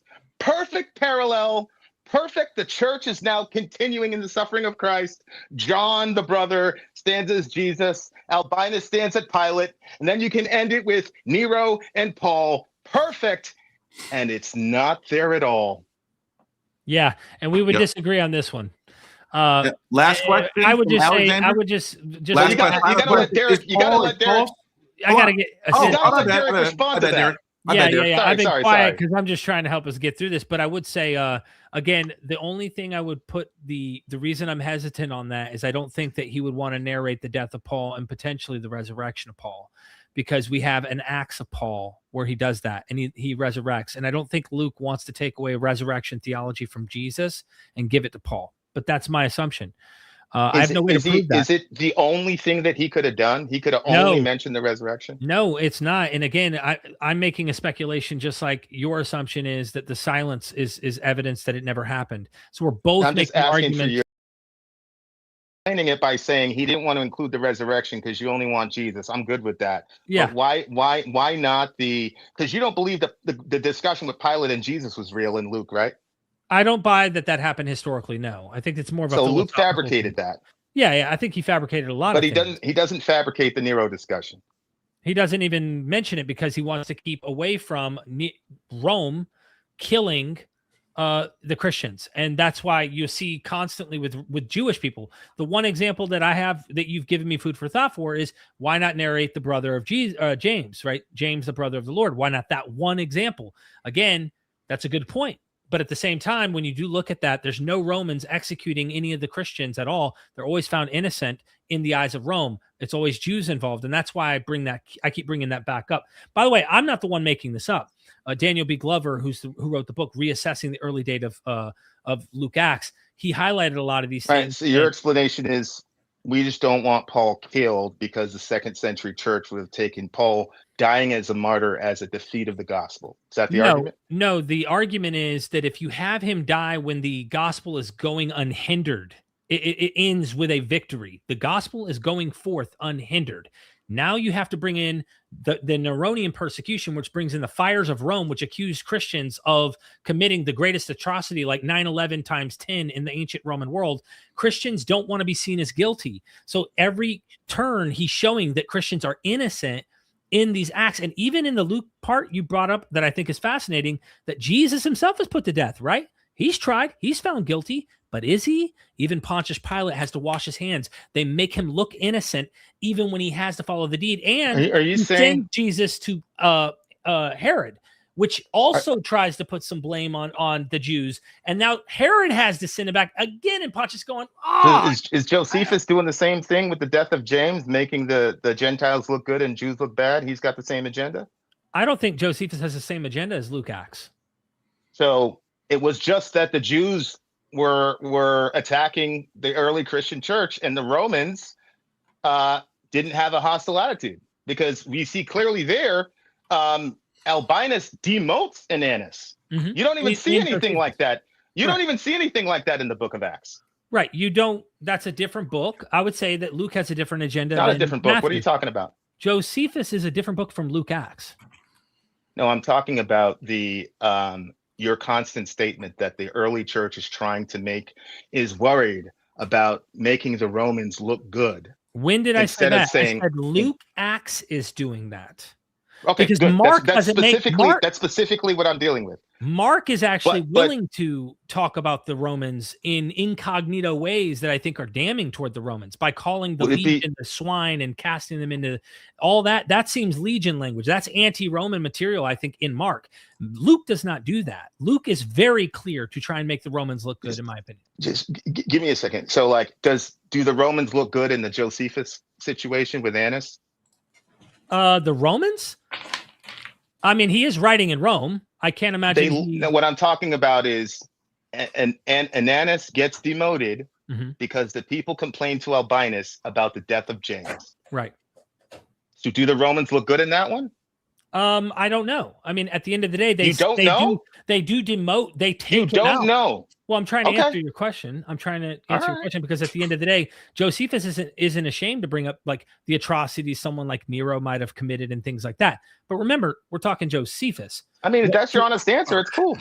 You don't know if the Romans are being portrayed as positive by listening to the people and then acting quickly to demote the guy that they complain about. You don't know if that's a positive portrayal. Okay. I would imagine they're doing what they would do in any legal situation to try and actually remove someone they saw as acting in bad faith. I was just asking you if it was a positive portrayal of the Romans. I know, but you're saying you don't know if it's a positive portrayal, so I'm moving on. But you're spinning this in a way that's like trying to make me seem like I'm not fairly answering the question, though. It's like no, you said that you don't know, so I'm just going to leave it at that. We don't know if that's a positive portrayal. Okay. Do you know? I think we're good on this, guys.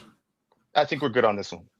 Yeah, I think we're good. All right. Final question. Is Paul a false or a true Christian? That's you, Vinnie, because I think any Christian who claims to be a Christian, I'm cool with calling them a Christian. That's just me. I don't. Yeah, I think, look, Really? Religions have distinctives, okay? So, for example, I can't walk around and say I'm a Muslim and believe in 58 gods, because the distinctive of Islam is that there's only one God. I can't be a Muslim and say that I believe that Muhammad is a complete false prophet. I can't do that. I'm something, but I'm not a Muslim. Words have meanings. Definitions have meanings, okay? So the Christian faith had a very basic kerygma. When Jesus was crucified, that wasn't the end of the story. He rose from the dead. That's the kerygma. Now, the interpretation of those events is what gets laid out in the rest of the New Testament. But the basic story is Jesus of Nazareth lived, he died, God rose him again on the third day. Everybody who believes in him will have a part in the next world. Everybody who denies his lordship will have their wishes granted and not be part of the next world. That is the essential Christian kerygma. He's coming back to judge living and the dead. Look, we have Bart Ehrman's the first one I learned from this. We've got the Carmen Christi in Philippians talking about Jesus, who being in very nature God, did not consider equality with God something to be grasped, but he emptied himself and took on the nature of a servant. There was a lot of discussion about two powers in heaven in the intertestamental period, okay? There was a lot of discussion about there seems to be a second Yahweh figure. Nobody was talking about that second Yahweh figure becoming a real, genuine human being. That's true. That is a genuine sign of development, and it is also an extreme. Philo doesn't, and Philo is the closest one I have. Philo brings the Logos as the second God. He literally calls it a second God too. Calls it the second power, but the Logos never incarnates permanently as a human being. Never in Philo. So that is a genuine, unique Christian edition, whatever you want to talk about. That was written in Philippians in the 50s. So we already had a hymn about this. Think about that. Not that we had this is what the theology said. Regular Christians, people who could not read, turned that into a hymn. Jesus, who being in the morphe, you guys know your Platonics, right? Being in the morphe of God, did not consider equality with God something to grasp, but took on the morphe of a servant. Okay, that is genuine theological development very, very, very early. You also have the book of Hebrews, nightmare for late date people, nightmare. I can't even touch it. Hey, there's so many things that we could talk about, but here's we're getting the point. Yeah, I did a whole video on the post 70 dating of Hebrews. Please I would love me and you. Let's me and you do Hebrews, no problem. Okay, but all right. Thank you guys for letting me go on. But here's the thing. Here's the thing. We had the early Christian church. We had this same thing in 1 Corinthians 15. I told you of a first importance. Christ Jesus died. Then we talked about suffering under Pontius Pilate, which is known as one of the earliest Christian creeds. So we've got very developed theology very, very early. Okay. And all that stuff is great to explore. But the fact of the matter is the charisma is very simple. It's got to be simple enough for a random a tile worker in Crete to be able to understand. And it's this: you've done horrible things in your life. I've done horrible things in my life. And the reason the world is as fucked up as it is back then and now is because it's populated with people who are doing horrible things and only going out for each other. And so what Jesus presents us is the highest ideal, which is God. I'm just saying on a technical logical level, you create something that is like the super ultimate of everything that you can't go past infinity. And what Christianity does is it takes the highest possible principle and it brings it to the lowest possible place, crucified naked on a cross, to tell everybody this is the way. We're going to sacrifice. We're not going to fight. We're not going to go to war. We're not going to destroy civilizations. We're going to die for people. And if you follow me, you're probably going to die, but we're going to change the world. And when the new world comes, you'll have a part in it. That's the message. I commend it to you. Thank you for letting me have this last thing here to talk. And I just got to say, dude, for your first debate, if you're a Christian, I do not recommend debating this guy, because you better show up tooled up, because this dude did this in 4 days of preparation. Thank you, Vinnie. So That was a great debate. I'm not a fan. Thank you for I'm your not a time. fan of people jumping into fights like this unprepared. You better be prepared if you're going to talk to this dude. Sorry, I'm so tired, and I'm just like, I'd have the energy if I was drinking Red Bull. No, but dude, I'm so meticulous when it's debate time, like you have no idea. well, I want to say, it's like cool enough to go on and up. if I may, I want to say thank you, Neil, first of all, for volunteering your time to come and do this for me. And again, if you ever need me for a final moderation, I'll jump in and be more than happy to help you. You know that. And Vinnie, again, thank you for your kindness. And hey, you were sharp. You have me wanting to go home. I'm already in my home, but you know what I mean. Do my homework a little more. Try to, synthesize and get my head wrapped around this stuff more. So I think the final closing thing we should say to everyone is this: we can learn from both sides. And even if you disagree, hear it to sharpen your own understanding of things, because that's what it's all about. I think that's the important thing about these debates. It's for me and you. I don't think this is about a ha gotcha, dumbass, all that. It's much more about, we don't agree. That's cool. You saw us going at it, sword fighting. Now go read some scholarship, read the books, think it for yourself. And thanks, Vinnie. Thanks, Neil. Let's wrap things up. Yep. All right. That was a great debate. Love the questions. And, it's 3 hours, 3.5 hours. Yeah. So really, seriously, Yeah. commendation to you guys. The average attention span is like 23 seconds now, some ridiculous number like that. So you got a special group of people here, honestly. Absolutely. Absolutely. We'll keep the heavy metal going. And yeah, Vinnie does a lot of music and stuff. So if you liked what you heard from Vinnie, go check him out. Vin and Sori YouTube channel, VIN and spelled out, not the symbol, Sori, SORI. And you can go check out his YouTube channel. You're muted, Vinnie. Sorry. Say that again. Yeah. Hold on. Can you hear me? You're good. Yeah, I hear you. I hear you now. Like I said, I don't do debates because I don't like the gotcha. But I've been studying this dude, and I felt like I can get a real honest, good faith discussion. Ain't gonna be all the extracurricular bullshit. And I think we accomplished that. I get whatever, and he didn't react to it, man. He just kept the energy like. Well, there are Great. moments, but that's every debate. Like Neil said before we began, that was going to happen. So I really do. You got a super chat pop in. Is that a super chat or a membership or something? Join subscriber. Okay, so we're good. Okay, cool. Whew, I'm gonna go eat some damn dinner, guys. I'm not gonna lie. I'm hungry. Hit that outro then. All right, ladies and gentlemen, thank you so much. Like, share, comment. Let me know in the comments what you thought. Who do you think did better? Where did you think both sides did good? I'm curious to hear your thoughts. Again, constructive criticism. Until next time, we are MythVision, and you have just attained true gnosis. True gnosis. Son, do you want to know what the truth is? After this, there's no turning back. You take the blue pill and you wake up in your bed and believe whatever you want to. You take the red pill and you stay in Wonderland, and I show you just how deep the rabbit hole goes. Remember, all I'm offering is the truth, nothing more.